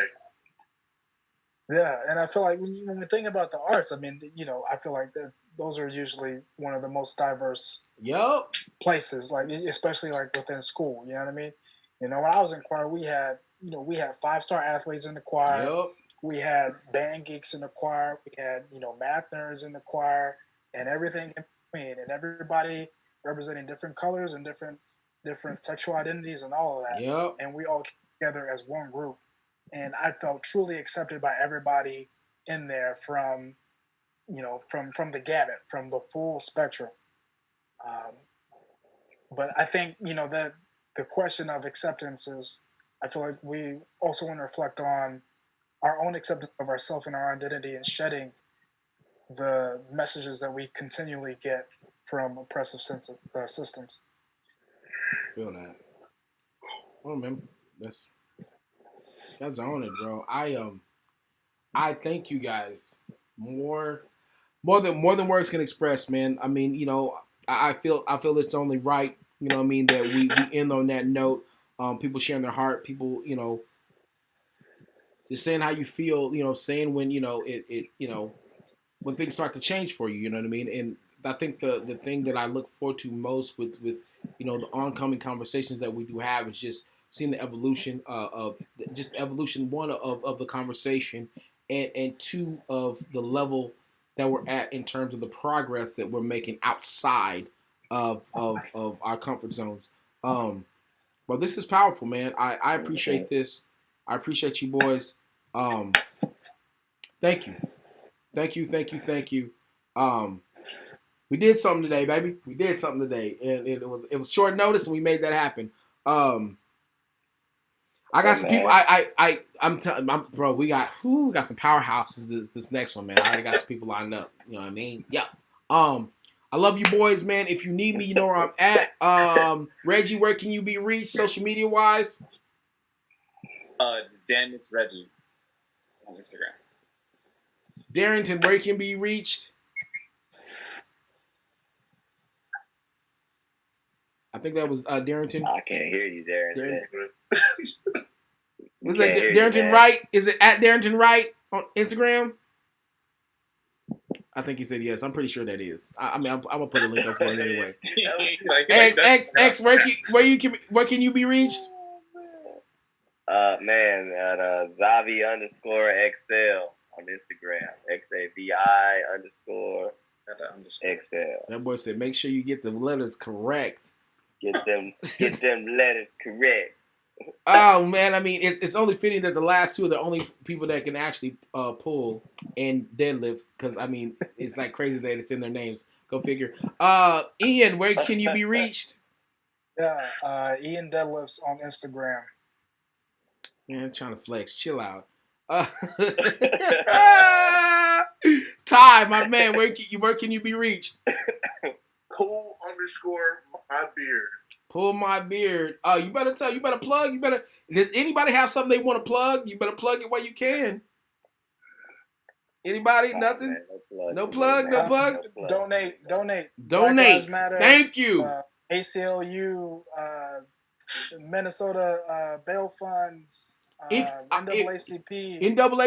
Here's the thing. I mean, if you're trying to figure out a place to go donate, if you're trying to figure out a cause to donate to, you can literally go. There's going to be an NAACP somewhere near you. There is a NAACP somewhere near you. If you're still having trouble finding places and things to donate and volunteer for, and especially those that I believe there's the 9th, you need to be voting, and the 23rd of this month. Those are two primaries that are popping off. Make sure you do that, and then of course you can go to my profile, my IG, just at Ellis McLean, and I literally have a list, a huge long list of tons of organizations that you can donate your time and hard-earned money to. Bro, we're gonna do this thing, man, and the only way it can be done is all hands have to be on deck. We thank each and every one of you for watching this. We went 3 hours and 40 into this bad boy. I'm not going to promise that it's going to be shorter, but I'm not going to say it's going to be longer. But I tell you what, we're going to give your heart every single time. We love you guys. Y'all be blessed. Fellas, I'm going to catch y'all on the flip. Y'all be safe. God bless. We out. Black Table.